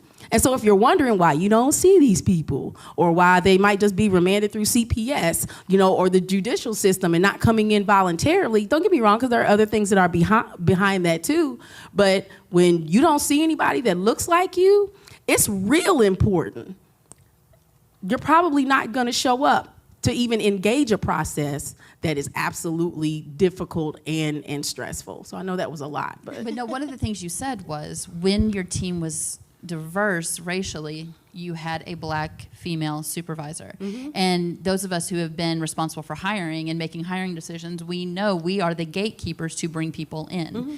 And if someone presents in a way, and you haven't checked your biases at the door, and someone presents in a way that you don't find professional enough, or they, and we talked about this, about how it even changes the way that you do your hair when you're working in a private sector and working for yourself as a Black woman. So can we talk about that a little bit? Yeah. Can we? Go ahead. Yes, and Russ. Before you answer that, we go to that question. One of the things that struck me about the question is we don't have, as white people, we don't face that same issue. And what would it be like? I got my roots in this work in Washington, D.C. and Baltimore, Maryland. So I know a little bit about the experience of white people walking into an all-Black therapeutic center, and you got to choose. And how, for different reasons, white people turned around. No, I don't need that bad. I'm okay. So I think it's important that we continue to interrogate why we put Black and brown people in these positions that white people don't have to be in. I would also add to the question, not just Black or brown, but Black or brown male. Mm-hmm. Where are the Black and brown male therapists? Mm-hmm. They're unicorns. In our communities, right? They're unicorns, right? Yeah. And what does that mean about making meaningfully accessible services to male-type human beings who deserve care? Now, I don't want to. I do think there are systemic issues in play in terms of why male-type people don't access the services that they deserve. I think it's also important to lay out the broader context that mm-hmm. the way we raise human beings to be men teaches them to not ask for help. Yep. Mm-hmm. Right? What you do, you're out on the football field, you break your arm. What you do is you could take 3 minutes, toughen up and get back in the field, because that's what a man does. And you say ouch later, if ever. Mm-hmm. And so if you can't say ouch about breaking your arm, how do you say ouch about your broken heart? Mm-hmm. Or how do you say ouch about what happened 20 years ago when you were 14? Come on. Yeah. And if we don't have Black male therapists who are available for other men to say, hey, ouch. Mm-hmm. I need a brother right now to hold me. Not to discount the value and role of women in providing care for men. I'm not discounting that at all. And alongside that is, how do we build up male-type human beings to be the caregivers of other men and take all of that obligation off of women? I do want to say, though, in terms of hiring and things like that, we have to look at it from multiple lenses. Number one, if we're talking about just our area, we do have to keep into consideration that we do have a larger city right across 5 minutes away, right? Mm-hmm. There's a larger city that has more job opportunities. We also have to take into account that there might not be diverse people applying to the jobs. Because there's various reasons to that, right? They may have went on some of those websites to see what are people saying about what it's like to work there. They might have talked to other people. It could be, like we talked once before, they don't see anybody that looks like them in the magazines or the advertisements, so why would I apply? Mm-hmm. But the other issue that I don't think we even give enough attention to is the fact that historically, social workers were white women who felt sorry for people, right? So if you still have those type of people going to school and those type of people doing these things, that's also what you're going to get in your offices, and that's also why people might be turning away. Because if I have somebody that feels sorry for me as a black woman, oh, we're done. Because I don't need you to feel sorry for me. I need you to either show me where the resources are so I can do it myself, or just get out of the way completely. Like we've had that conversation a few times. Like, I know how to do some things, but if I've got people in the way that's blocking it and putting up these extra roadblocks, just get out of the way, right? And so that's the other thing. Culturally, most black women, and we're getting away from that superwoman complex, and we're marching away from it. But historically, we were social workers without a degree in our families, right? We knew all those things without even having to go to school. Why am I going to go to school for something I've already been doing? In fact, I'm tired of doing it, and I want to just get away, right? Like I can remember listening to my aunts make comments like that. My grandmother be tired of taking care of the entire community. The women of the church doing everything. They were social workers. Yes, they were. They were therapists. They were caretakers, right? So we also have to keep that in mind. People aren't going to apply if it doesn't feel welcoming. Yes. Right? Yes. And I really want to name, before we jump to some questions, I really want to name that one of the reasons that we wanted this project to come off the ground at all was the fact that we live in the shadow of Louisville, but we are not Louisville. And our families, especially those with state insurance, cannot access any services across the river. So if you live in a privileged space, in a space of privilege, you don't know that. You don't know that, yeah, there are a lot of services in Louisville, and I'll go get those. But the clients I serve, that transportation is an issue, number one, but the insurance isn't going to cover it to get across. So it is important that we name, if we want our communities to be better, we have to stop seeing ourselves as part of Louisville, because for the communities that have been marginalized, they are not. They are very deeply Jeffersonville and New Albany. They cannot leave those spaces, so we have to make those spaces serve them. And I think there are times when I have been in the space of serving black and brown clients. Black and brown human beings. And I think one of the things that is really critical for us to do is make whiteness an issue. Because it is one. Y'all know I'm white. They knew I was white. I know I'm white. There's an issue that might, of that distance, that might interfere with our being able to have the relationship that we need in order for you to get better. So let me give you permission to say, there's some things I have that I'm going on that I can't talk with you about because you're white. I was working here in Jeffersonville, this is a few years ago, with a group of, with the YMCA, it was a partnership with the YMCA, and they had a group of kids, young men, who were supported to be in the program because they had gotten in trouble in the school. So these were legally involved, mostly black and brown, all black and brown adolescent youth. The idea was that they would come up with an idea that they take it was a leadership development program. And the idea that they came up with on their own was that they wanted to get donations from other teenagers that they would deliver to the Center for Women and Family Shelter on Mother's Day. Understanding that when people think about donating to the Center for Women and Families, they think about moms or they think about babies. They don't think about the fact that some of these moms have teenage kids who need some resources too.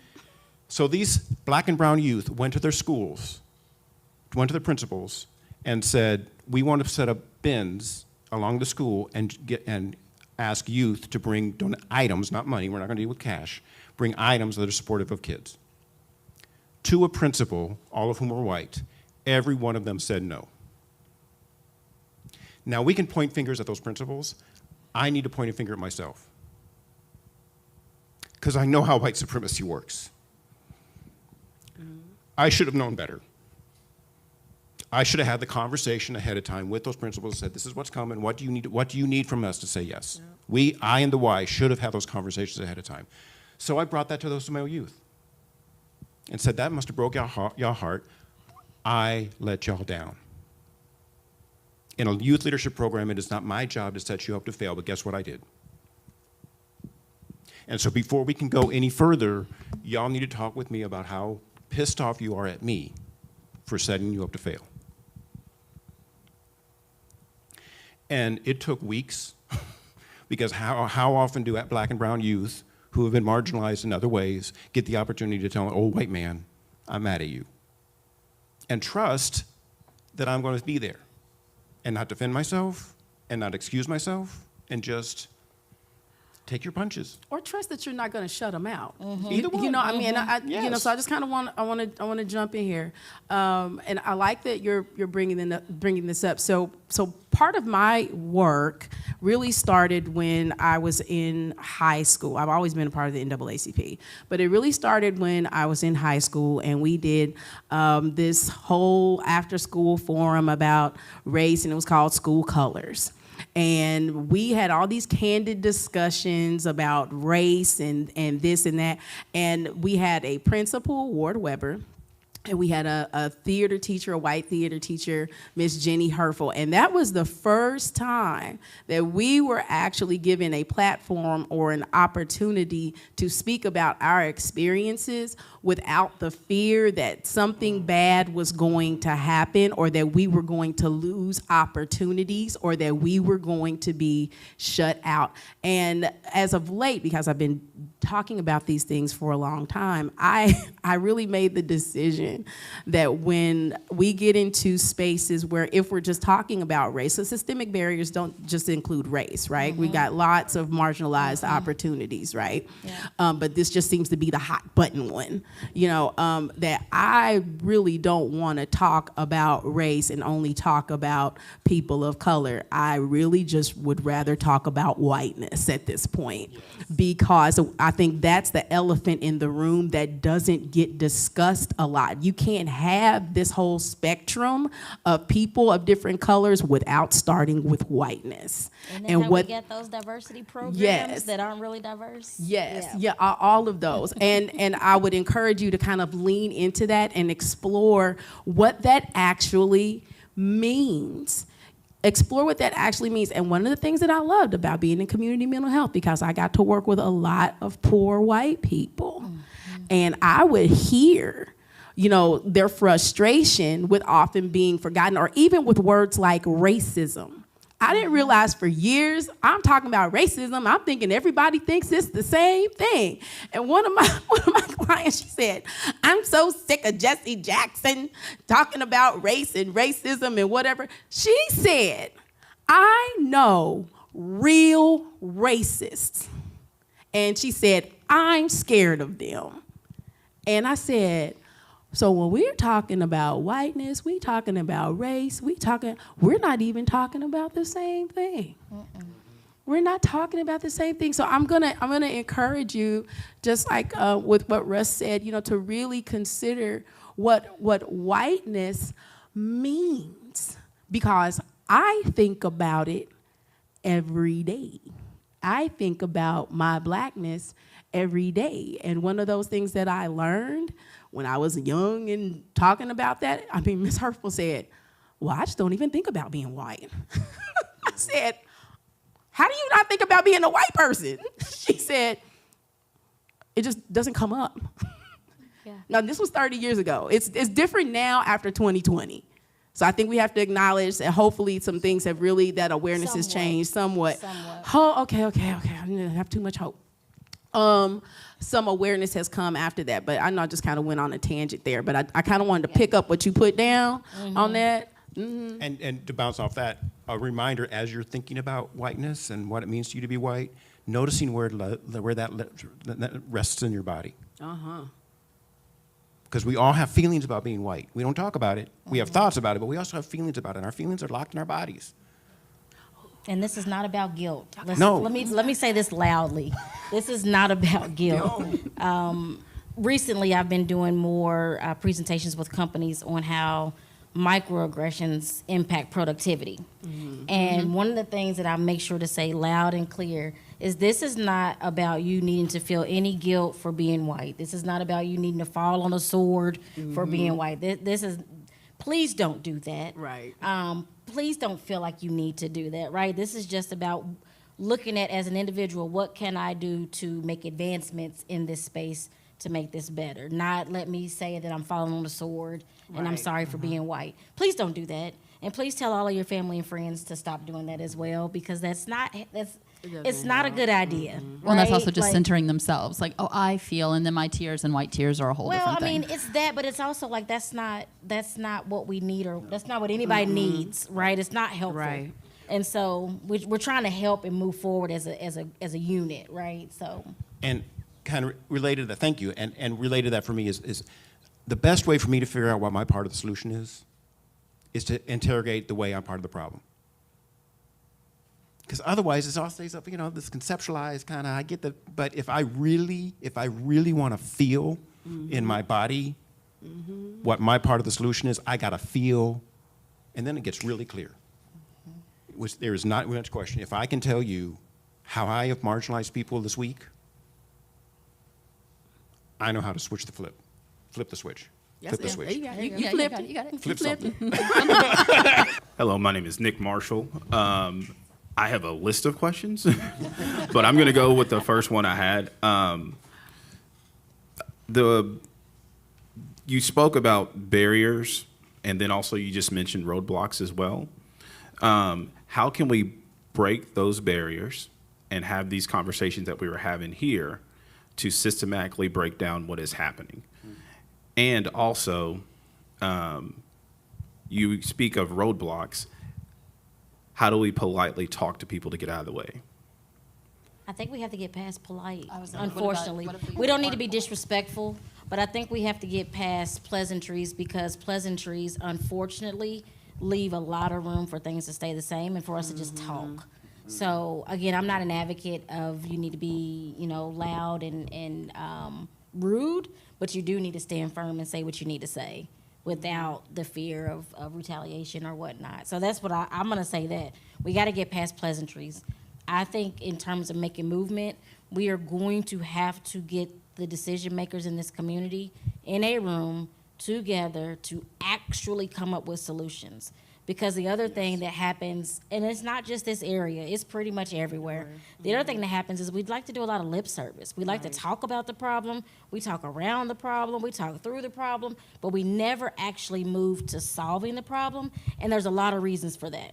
And some of it, I'm just gonna be frank, some of it is because there are some companies that get paid to keep the problem the same, right? And then you have all these other companies that are trying to fight it, but there's several companies that their job is to keep it the same, or they make money off of the next step, right? So if you think about how much money a long-term detention center gets for one kid. When I did my internship in Kentucky years and years ago, it was $125 a day that they made off of any kid being in some type of placement, right? So then we've got the shoe companies that they get the shoes from, because everybody has to wear the same shoes. So that company needs to make money. We've got the uniform company making money. We've got the toothbrush distributor making money. We've got the soap person making money. So you also have to keep in mind that there are a lot of companies who benefit from the system staying the same. So we have to get the decision makers who can make change. We really, at this point, we have to be in a room and we have to take the gloves off, right? And it's time to actually see what we can do. Sometimes it is gonna be within the limit of knowing that these other companies need to make money, right? But we still need to do it in a different way. I remember when I did in-home therapy, I was on the JDAI committee when they first started bringing that to Clark County. And the pushback we received, because we wanted to come up with alternatives to detention for kids, was ridiculous. And in a lot of ways, what ended up being implemented, we knew was gonna fail, but it was on purpose, because they wanted to prove that the system didn't work here, even though it was very successful in West Lafayette. It was successful in Lafayette. It was successful in Terre Haute. It was successful in all these other places around Indiana that have more people. It wasn't gonna be successful here, right? And so we need, that's something that we have to think about. We've gotta get people at the table that are ready to do this work for what we can do. And I want to name very intentionally, so when this project was created, that was our intent, was that, and in my naivete, and Miguel let me go with it, because he was like, oh, baby. No.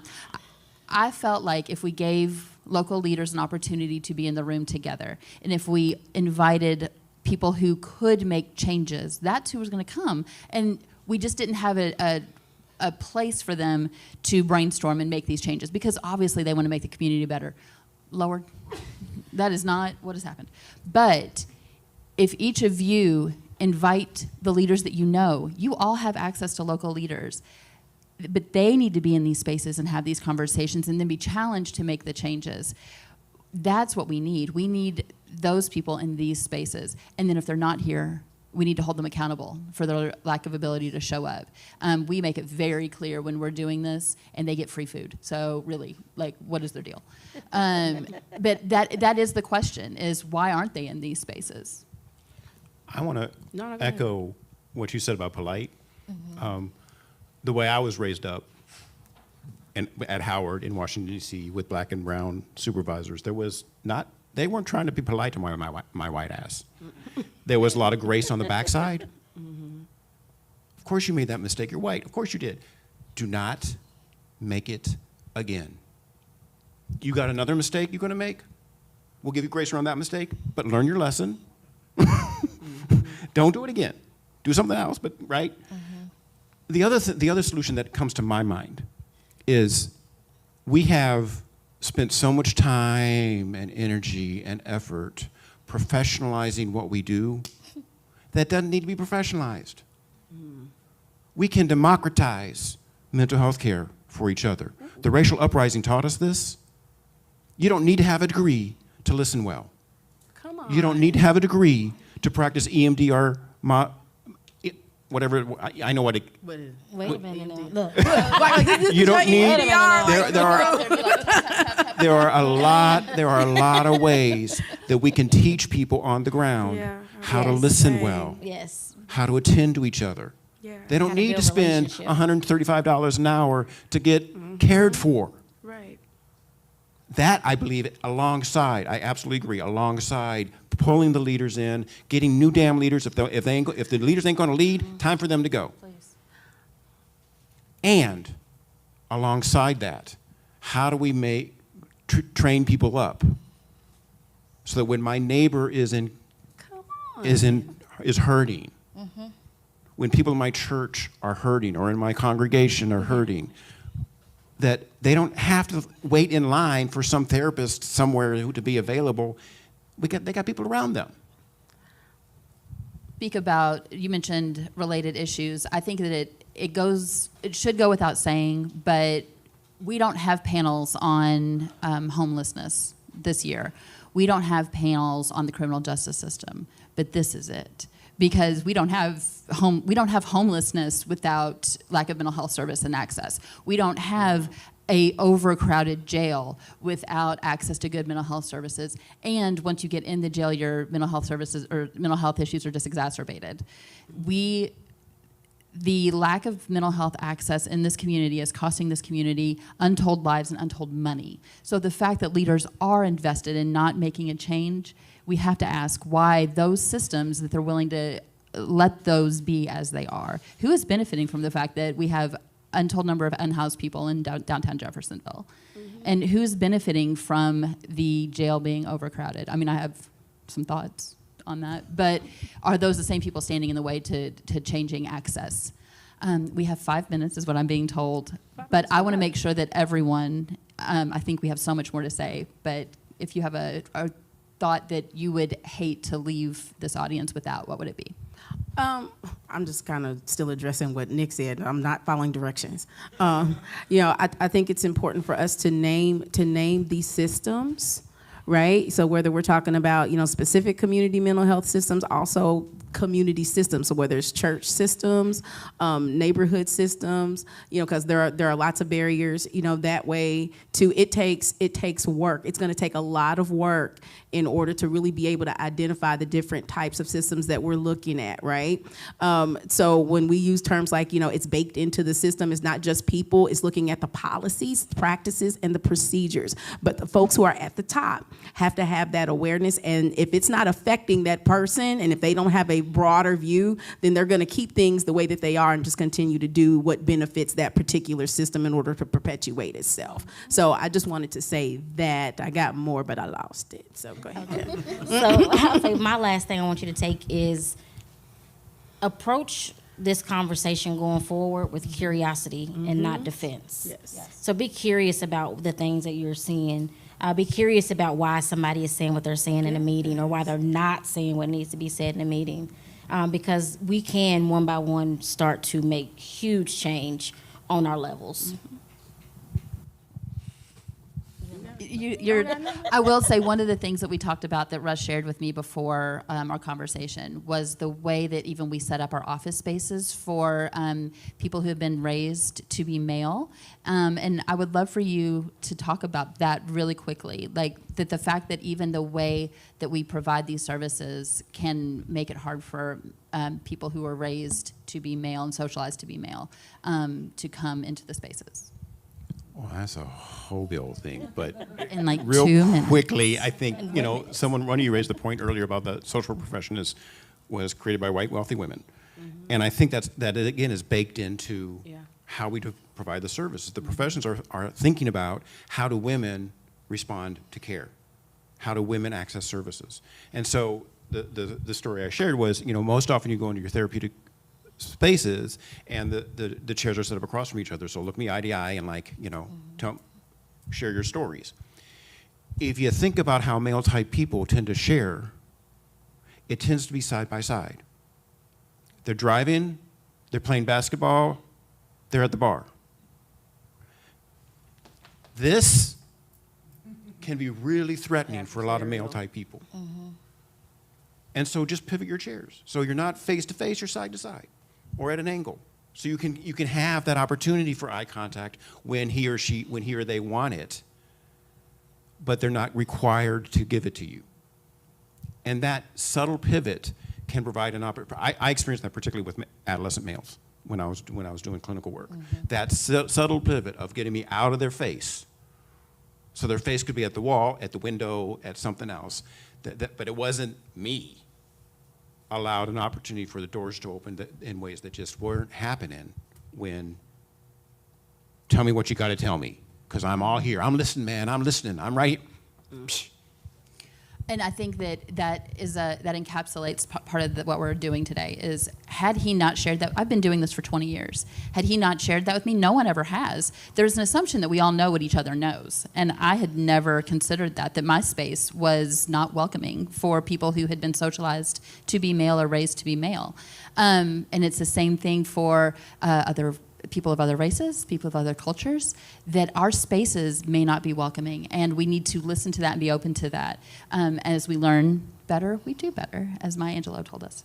I am so thankful for these conversations. Every time I walk away feeling like I know so much more and I have so many more questions. And I'm so thankful for this panel, so thank you, each of you. This will be streamed and also probably turned into a podcast as we have before. So feel free, those who weren't able to share in this space, share that with them, get them the link. And that's true for our other panels as well. The brilliance that is shared in each of those, our leaders need to hear it and know it, tag them, make sure that they see it, and make it impossible for them to ignore you. Not just because our project is amazing, but because they need to be held accountable to what they say they don't know and the changes they're not making. Thank you all so much.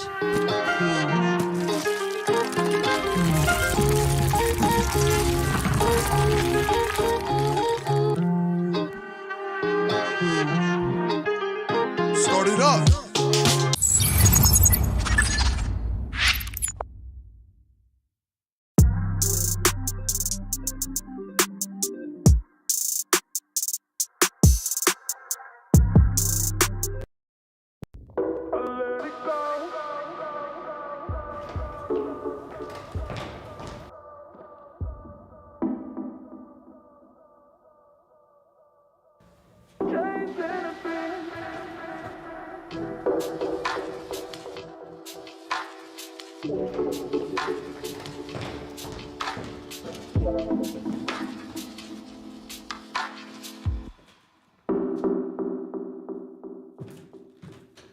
Don't let it go. Chasing a dream.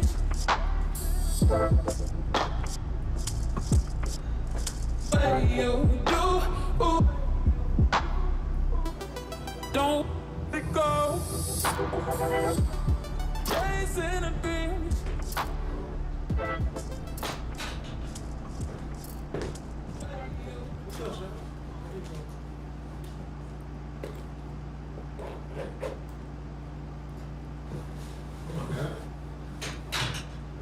Baby, what's up?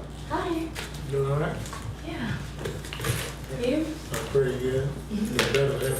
Yes. Hello. Hi. Have a cookie, take a card, and Miguel and Rob will be with you all shortly. What is this for? Rude.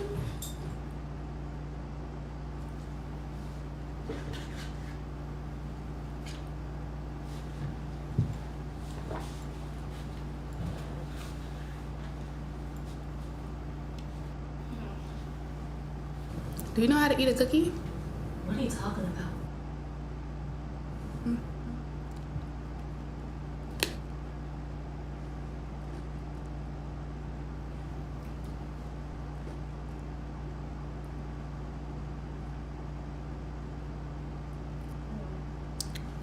You're doing too much.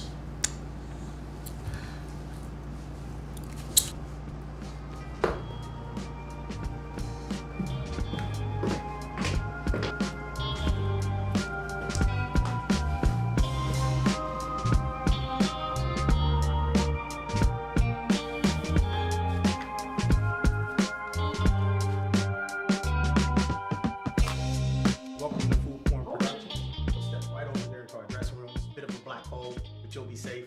Okay. I guess. Come on, come here, bud. Come on. You freaky dog. I don't need to analyze every word that comes out is a lie. Make it look like it's so ice. You won't make it to the finish line. Now if you gotta know the truth was gonna. What do you think about the cookies? It was fine, never mind. Unpredictable. Yeah, it's the cookies. Vida if the calm.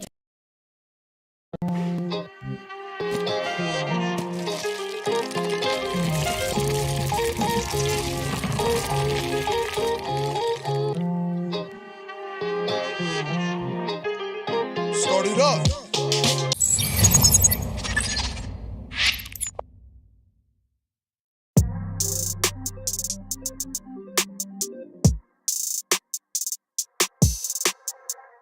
Hey, this is your boy Gallagher. Welcome to Common Conversations. These are conversations that we have on a day-to-day basis in our households and our workspaces, amongst our friends and our families, and sometimes even our enemies. And no topic is off the table. You can bring it up, you can be a part of it, or not be a part of it. And so welcome. And I have my beautiful co-host with me here. Hi, friends. I love it when she does hi, friends. That is such a new thing for me. It is awesome. Missy, thank you. My name is Missy Smith, and I am so excited that you all are here. Your presence in this room is the culmination of a year's worth of work and just the kickoff to another year that we're going to be doing some real work. For those of you, a little bit of history. So Common Conversations started in 2002 when a journalist friend from New York called me and said, hey, Miguel, we're having some disparity issues in New York about contracting and government spending, et cetera, et cetera. And I'm doing an investigative report. And she said, I'm in the process of starting a podcast so that we can discuss what we're finding openly. And I said, you're nuts. I'm not going to do that. And I was like, what is a podcast? And so we sat down and realized that a podcast is nothing more than a radio show with your own channel dedicated to your own community. And so we built Common Conversations on Blog Talk Radio. And so we did that for about a year, and then we put it to sleep, and then we brought it back and did something on FM radio. And so every so often, we bring back Common Conversations, and it seems to be at the times of heightened discussion, right? When we are facing different things in our community, whether it's police brutality, whether it's equity issues, whether it's financial issues, but things that we need to discuss so that we can broaden our horizons, right? So we can learn more from each other. We all read, well, maybe not everybody, but most of us read. I'll say most of us probably even retain the things we read. But more often than not, very few of us sit down and talk about how we really feel in open spaces, right? We go to work and we have to be PC. And if you don't know me, if you haven't listened to the show, I do cuss. I'll try not to. But sometimes I say to hell with PC, because PC is the reason we got here, being politically correct, right? Because we're part of a politically corrupt system. That is how Common Conversations started, and it has been that way ever since. And then Missy called and said, hey, I got this idea about a year ago, right? Yep. And I'll let you take it. So about a year ago, I became aware of some grants that would allow us to start these conversations on a bigger space. Miguel and I have had these conversations, about disparity, about equity amongst ourselves, but I really felt like I believe deeply in James Baldwin's quote that not everything that is faced can be changed, but nothing can be changed until it is faced.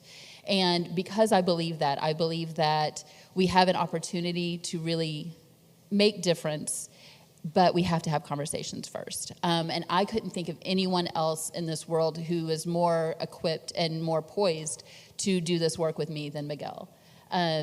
Number one, because he does tell the truth, and he is a truth teller, and that's really important to me, but also because he owns a production company, and so he can do all of these things and sit up here with me, which is wonderful. And all that to say that we are here and very thankful to be here with a grant from the Indiana Department of Health and the Office of Minority Health, because when they heard our idea, they agreed that Southern Indiana needs to start having these conversations. We'll talk a little bit more about that and about why specifically Southern Indiana is poised and I believe ready for this work. But also we want to thank New Hope Services that is represented by our exec team here today, and also F5 Productions for all of their nifty mechanical things that I don't understand. It's just toys. They're just toys, things we get to play with, right?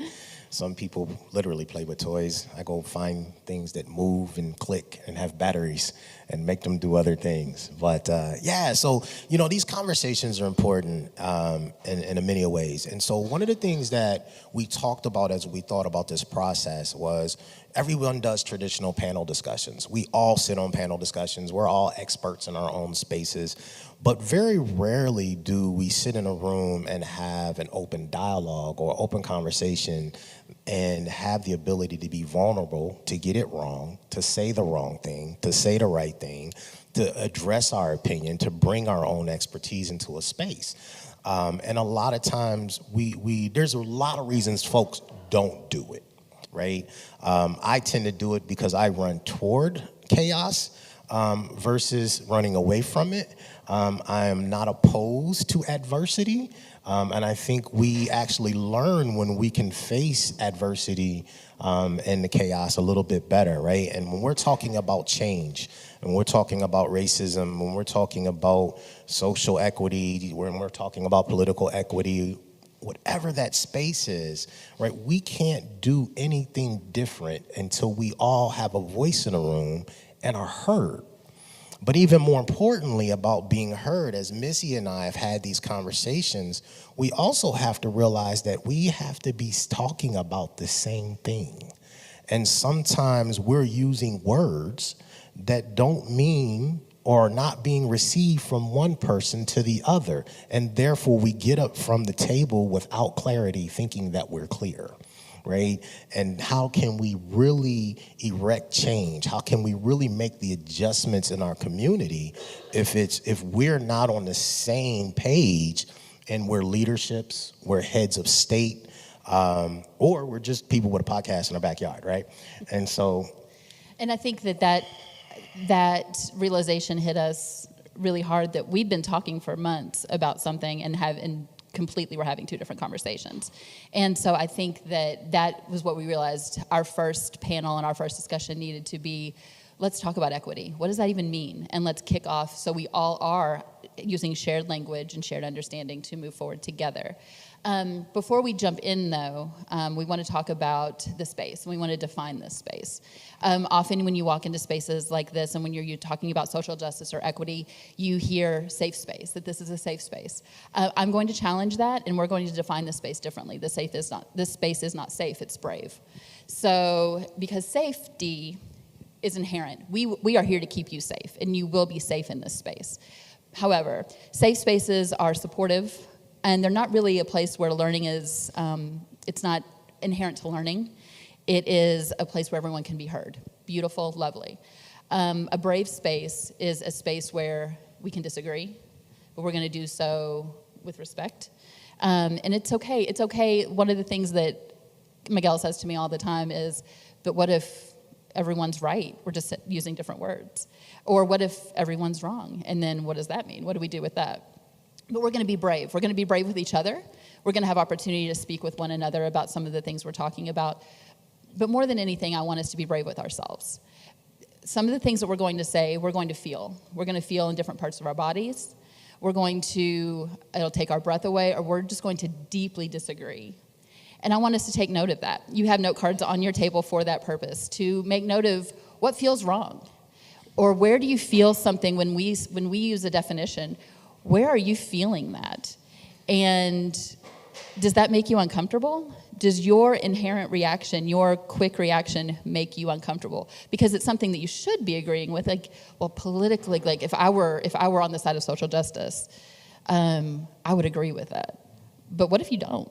Yeah, right. What if you're a white supremacist and you're sitting in this room and you completely disagree with everything I have to say? Or maybe you're the gatekeeper to white supremacy. You don't see yourself as a racist. You see yourself as someone who does right by the community, but your community does not house black, brown, green, or yellow people. So your community is all white men, or all white women, or all LGBTQ, or all black. Or here's the even funny part. What if, so T and I, my wife right here, we've been doing these crazy fun discussions for a while now. And one night we got invited to New Albany to sit down with some yogis some years back when they were reading Michelle Alexander's book. And I'm not gonna go into it because it's super long, but what we found in the conversation with these three white women, and they invited us on Facebook as the random black people to come sit and have a conversation where they felt they could say things and share things and get honest feedback that they had never done out loud. And as we were sitting there talking about culture, where they grew up, how they see things, one thing that came out in that conversation was how we identify black people and African American people. And had we not had that discussion, we would not have learned a thing, but they wouldn't have learned a thing either. And so as we do this, you know, one lady said, well, we were brought up never to say black people because black people are bad. Black people are evil. Black people will rob you. But African American people are safe. And I sat there for a minute because I identify as black, not African American. And when I introduced myself as a black man in America. And at that moment, I realized the population that I live in may see me as a criminal, less than, unequal, by the nature of a word that starts with black. That's why we have these equity conversations, and that's why we have to get to definition. So as we begin this journey, and we're gonna have an open conversation, we also want you to chime in, right? Your feedback matters, because beyond this conversation is how do we actually do things differently, right? Some people will say, I would have rather just blow the whole system up and start over because you can't correct the machine that's already broken. But then other people will say, well, no, we can go and tinker with it and we'll finally get it right. But when we're built on the backs of slaves, you can't wake up tomorrow, nobody's giving that wealth back, right? Nobody's giving those policies back. But we'll get into that. That'll be our conversation. So I was like, that's like 5 note cards okay, I'm later. sorry. I'm gonna shut up now. See, this is the other part about having a conversation. I tell Missy, like, just tell me to shut up. No, never. Literally never. One of the things I did mention is the state did deem this project worthy because we were able to identify that Southern Indiana is its own space. We are our own community. However, we rely deeply on the infrastructure and systems that are set up in Louisville. If you look at Louisville, you'll see that they have an infrastructure to have these conversations. They have organizations dedicated to nothing but. Now, are they getting it 100% right? Of course not. But they're making strides and they're having these conversations. We are not Louisville, and we need to start setting ourselves apart. Also, what we know as a service provider, so I work for a nonprofit, and we provide services to people who have, who often use public assistance, and that we can't rely on Louisville in that way because we can't cross state lines to get services for our families. So we have to make sure that those who can make a difference and who are the power brokers in the community realize Southern Indiana needs to provide equitable services on its own and stand on its own because our people, our families, the children cannot cross that state line to get health care, cannot cross that state line to get public assistance or services. Our service providers in Louisville cannot help us in Southern Indiana. We have to be strong here and stand on our own. And the state agrees with us, so I'm very excited about that. Our project is built on the idea that in order to sleep at night, especially those who make policy, who are the power brokers in the area, they have to tell themselves certain stories. They have to believe certain things about the world around them. They have to believe that good things happen to good people. Or if bad things happen, there are services there to catch them. And those of us who do the work can name that that is not the case.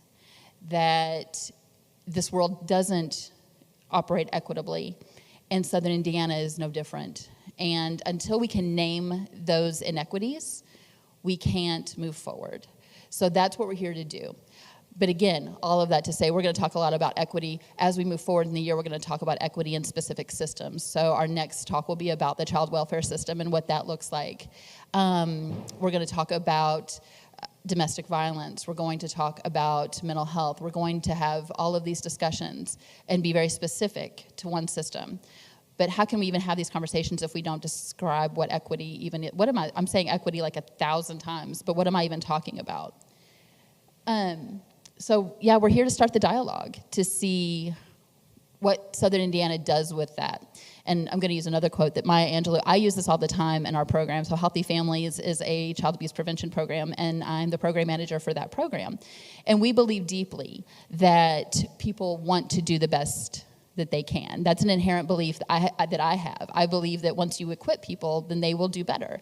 And Maya Angelou told us that do the best you can until you know better, and then once you know better, then you do better. And that's what we're here to do. We're here to start that conversation so we can know better, know more, and then do better together as a community. But our ultimate hope is to move the needle toward equity. But what does that mean? So, Miguel, what does equity mean to you? Nothing. No, I'm just playing. Let's do it this way. What does equity mean to me? So when Missy and I first started talking about what equity is, I totally disagreed with her. He still does. And I still marginally do, because when I'm talking equity, I'm talking about ownership. I'm talking about having access to the equivalent resources that one can thrive in any given society without obstruction, right? The other thing is, and we're going to pair all this. Y'all can read that if you want. I told Missy I'm not going to remember the slides today. And Zabe's going to grace us by following this, and I love you, man. But I also think about the idea that in many ways, I think equality in this country is a tool of oppression, and that we often use it in reverse than what it should be done. But because we're all so trained and brainwashed by a colonial and an imperial education, that we sometimes can't see clear that we're actually doing reverse work. So for me, equity is about removing obstacles, all obstacles, not just social, not just political, but also economic, because countries are formed based on economics. They're not based on our love. They're based on how do we thrive this country in respect to how do we thrive off free labor or something we call minimum wage. And we is not all of us. We is the few who has the power to actually control who has access and what access you get to. And so for me, that's what equity is and is not. And yes, So cut me I think off. one of the things also that you mentioned in that is equality. And equality is something that for years, that was our call, that was our cry to be equal. What equality ignores is that we don't all start from an equal playing field, that this country doesn't launch us all from the same space. And the graphic that Zave put up shows us that if you give everyone equal resources, then someone's still hurting. Because someone who didn't launch from the same place, who the playing field wasn't equal for them to begin with, you're only helping. And equality and equal resources typically only helps the power brokers. And when you act as if everyone starts from an equal space, and this is where Miguel and I can agree, equality is oppression. So in this graphic, and there are so many that you can find that can highlight that for you, equality is oppression for that person who doesn't have the ability to use the resource given to them. Equity is the act of leveling the playing field in seeing everyone as an individual and speaking into that need rather than giving everyone the exact same thing. Something that I say a lot in my parenting and a lot in my program is that fair is not equal and equal is not fair. And I believe that very, very deeply. There is an idea if you can't do for everyone, then you shouldn't do for anyone. I read a story of a school system that wanted to make sure everyone had computers. Well, as we know, if you just think about our school systems here, half of them did. Half the kids had access to computers and had access to the internet. Well, the school system said, we have to do the same thing for everyone. We have to be fair. So they gave everyone a computer. Well, now some kids had 2 computers, but the kids who didn't have one to begin with didn't have access to the internet. If they had allocated those resources effectively, they could have given access to the internet and computers just to those who needed it. That's equity. And we live in a space that more often than not, policies really lean towards the idea of equality rather than equity and rather than seeing people as individuals who have individual needs. I don't disagree. Hey, Zay, throw that slide back up there with the people on the fence. Because I think about when people show this slide, and I remember Missy first brought it to me. And understand when we have these conversations, we all have our own opinions. And some of us will step into the role of what we've been taught. And some of us are outliers. And we will take what we've been taught and say, it doesn't work for me, I'm gonna do something else, right? But I remember when I first saw this, and it was before Missy sent it to me, but I remember the first time I saw this and somebody was saying, hey, there's this fence and these 3 people and they need to see over the fence, and equality would be making sure that everybody could see over the fence. And I remember first thinking to myself was, no, that's not equality.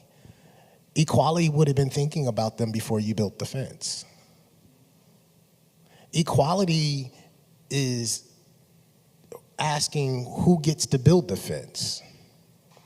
Equality is taking a very complex issue in this country and trying to simplify it in a way that there is a win for everyone. But we have to first understand the very reason we're building fences is because we're doing the opposite of equality, right? If we use that image, there's a game happening, right? They're playing soccer or they're playing baseball, and I love it when people show that. Because now what we're showing is that there's someone who probably owns that team. And what they didn't want was the outside people seeing for free. And that's why they built the fence. That was the intent, was to keep people out.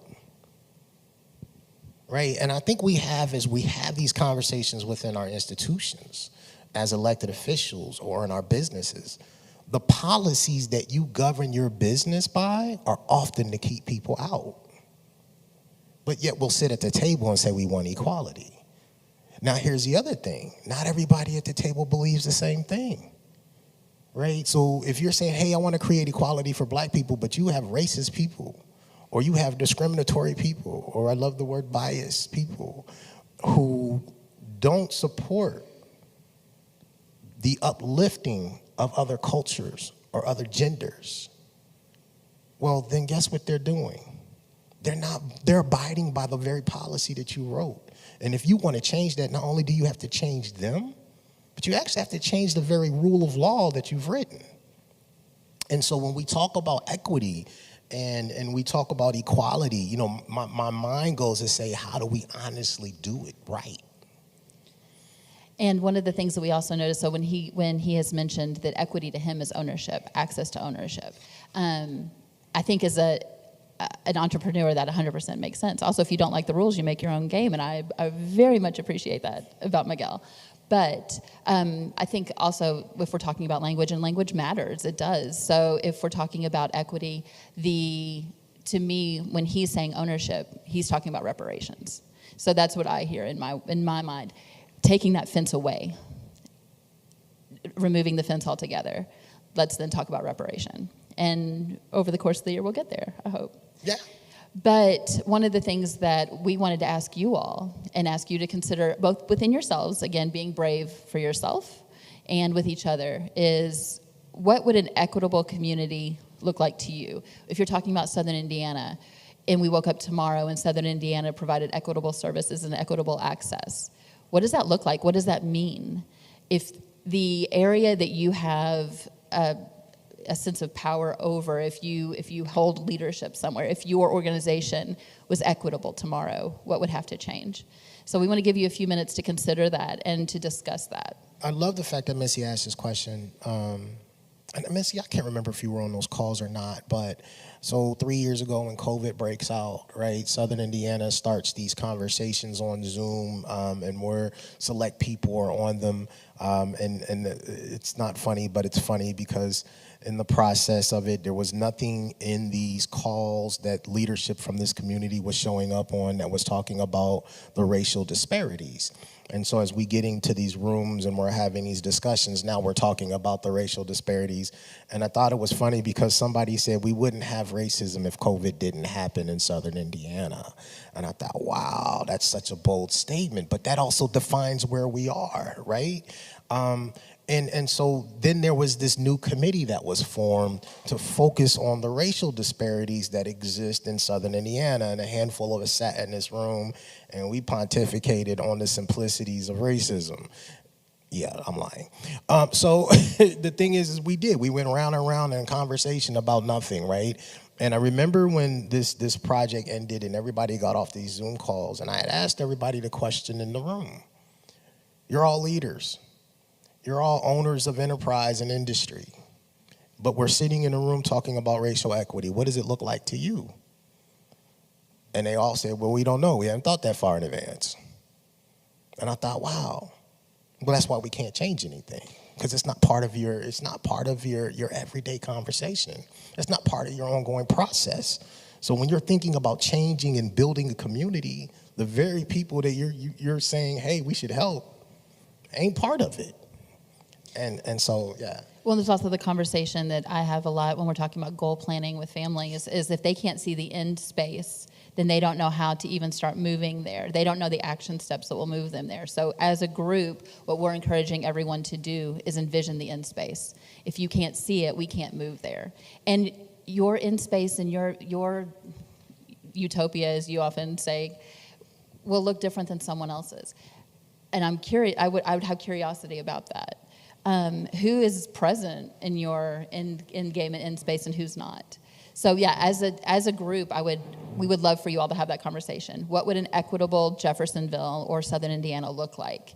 And if we woke up tomorrow and Equity was the name of the game. Well, apparently you woke up today and equity is the name of the game because you're here. T and I did a discussion in Jasper, and there was definitely a person who absolutely opposed everything that we were discussing.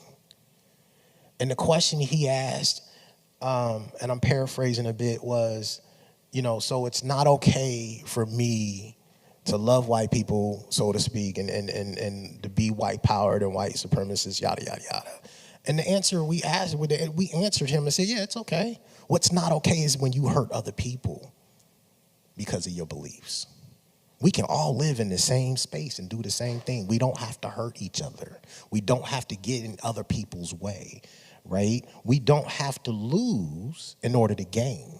One of the things that Miguel reminded me before we came down here is this project isn't about solving all of the problems, even though I would super love it to be about that.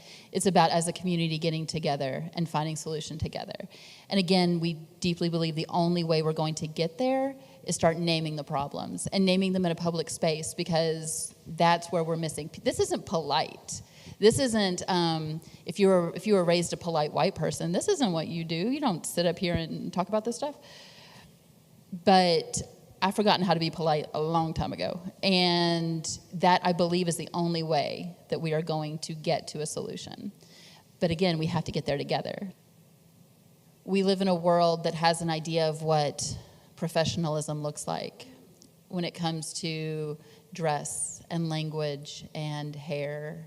And if there are gatekeepers, as someone walks into a space, that you don't come across as that professional. And if someone has that unconscious bias, they're not racist. That person just didn't look professional. That voice isn't going to be heard in the space or in the room. That person won't be represented. And then we get into things like code switching. And are we even aware that we're asking so many people to present an alternative version of themselves so they have access? And if we don't have those conversations, then our rooms are going to be very homogenous in our spaces.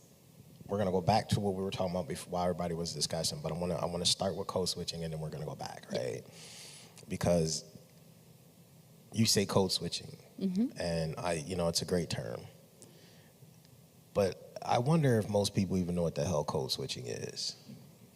Like, you say code switching, like I think about code switching, and I think about some of my white counterparts, some of the boards that I sit on and some of the programs that I teach. If you said code switching, they'd look at you funny and be like, what do you mean Miguel code switches, right? He's like that all the time, right? So what is code switching? Well, I'm going to ask you what you believe about it too, but code switching for me is when people have to wake up in the morning and think about where they're going. What space am I going to inhabit? Therefore, what clothes do I need to wear? Can I wear what I wear with this group of people, with this group of people? Do I have to change my hair? But more than anything, do I have to change the way I present in myself and my tone of voice and the words I use? And because I need to make the people who hold privilege, who have privilege, comfortable. I have a hairstyle that I can present as a professional in most spaces, but I have to be careful because in some spaces I can't. So I have to be aware of the way that my hair looks. But let's be real, that will never keep me from getting a job or holding space or being on a board, just because of an undercut. There are people who it will change their trajectory deeply, and they have much more at stake. Got you. So I'm gonna be honest, I didn't really know what code switching was. I didn't have a term for it, right? So a little background. I have 2 degrees in business management. I have been studying management since I was in middle school, but I'm also a published photographer, videographer. I was first published in 6th grade, writing poetry, yada, yada, yada, yippee, yippee, yippee, right? So I have all these things that I am. I can speak 2 different types of English, and then a very European broken English, right? And I don't like wearing suits. But I was trained also not to wear suits. And I was trained that my talent and my gifts would be able to do whatever it is I wanted to navigate in this world. And that was taught to me by this white dude who, when I went to go work for Claire's, owned a company called Mr. Rags, and I got in his limo in my three-piece suit, and everybody was in board sports and flip-flops, and he said, "Don't you ever get in my car dressed like that again." And I said, "Huh?" Because the suit is the uniform of the professional, right? And if I'm supposed to mimic this Anglo concept of equity and equality and financial vigor, I gotta dress that part. But he told me, "Miguel, no matter what you look like, you ain't gonna never be that part. You might as well dress like us, come on." Then I moved here. And I remember the first time I told somebody I had dual degrees and I'd made six figures by the time I was 25 years old and yada, yada, yada, yada, yada. And this dear person told me, he said, "Miguel, with all due respect, people here don't value educated people. You need to tell them that you don't have a master's degree. You need to tell them where you come from, just part of it. It's okay that it's okay that you've run the entire Northeast and had a $10 million budget and 150 employees. People here won't value that. They'll see you as a threat."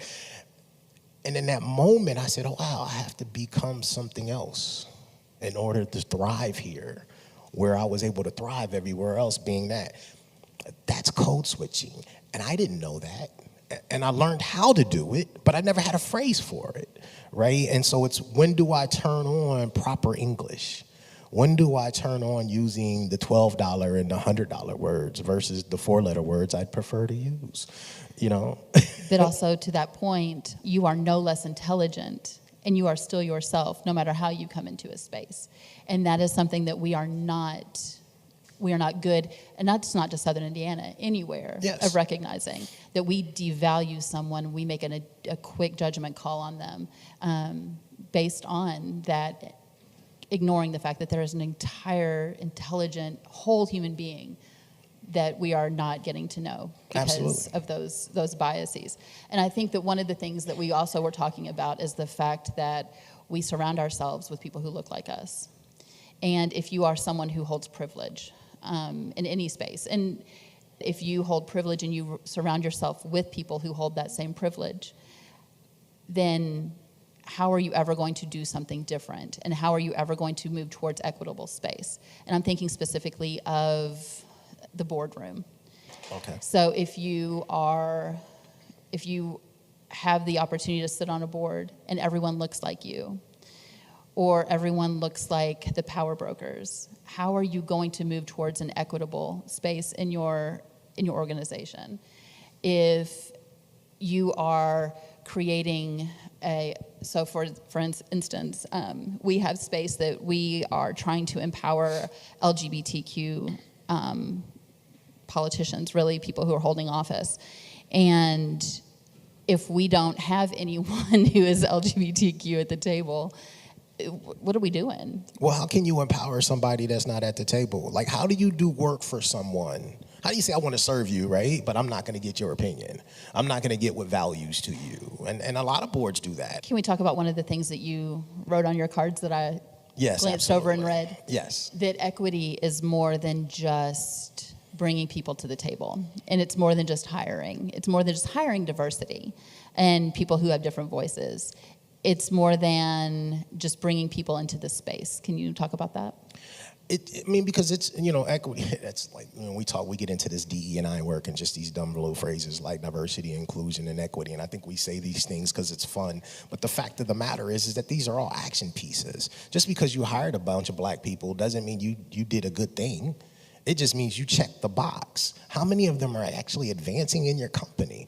Are you offering the same level of training? Are you offering the same level of pay? Are you creating the same level of opportunities that you are for someone else? Are you prejudging the Latino or the black, brown, or the LGBTQ based on your bias, right? And sometimes based on your organization's bias. And I'll say this because I believe it was Fifth Third Bank, because they're based out of Cincinnati. Years ago, we were doing this study, and we were talking to a bunch of bankers that were trying to figure out why in this area, Black folks weren't getting the opportunity to buy housing at the same level that their white counterparts were, or why business loans weren't going out. And it came back that there was this unwritten rule in Fifth Third. This is all banks, by the way. Is that if the application came in and the person's name was Shaniqua or Tyrone, that these applications immediately went to a trash, not a filing system. They don't exist. They have to be erased. Because we do not fund or support those type of people. You never met them, right? That happens in our institutions all over the time. And so I think that's a great example of, no, it's not about just going out and hiring people. It's literally looking at and saying, are we putting in and investing in them as we are everyone else, right? You know, we don't just invite them to the company picnic. We invite them to our home picnic, right? Because we want to get to know them as a person, not a social security number that we fund. Right? It's a complex thing, but that's my brain, and that's where it goes when I think about these things. And our next conversation is about child abuse, right? Child abuse awareness and understanding the dynamics and the challenges that we face in childhood trauma. And that's going to happen at the Carnegie Museum, April 27th, same time. We have maybe 10 seats open left for that one, so if you would like to participate there, it's going to be really good. Missy's actually moderating it, and we have 3 other speakers that are going to come in and really share their wisdom and the things that they face in the organizations there. But the same standard, same setup, and the same feedback will be there. And then we're doing a Juneteenth event. So we will be doing a 3-day engagement starting June 15th. June 15th conversation is going to be specifically about how do we build Black economic systems, Black ecosystems, and what that means. And so we have Nikki Lanier, who is going to be on that discussion. I have 2 other people that I'm trying to see if we can get them in the state. So a buddy of mine named Dr. Malcolm Muhammad, who just left. He just finished his thesis with U of L, but he is now in Atlanta. So I'm trying to get him to come home because his whole thesis is about starting with young Black folk at a young age and really teaching economics in a different way. And it's just amazing what he does. So if we can get him to come in, that's going to be awesome. And then we'll have one other person there. And then Friday and Saturday, we are going to have a dedicated Juneteenth festival centered around Black history. I appreciate everybody. Missy, thank you. Everybody, I hope there's some takeaways. If there's anything we can do different, anything that we can add new to this process, please let us know. Yeah. Thank you all so much for coming, and thank you, Miguel. You're welcome. Let's get it. Let's go. Appreciate Bye, friends.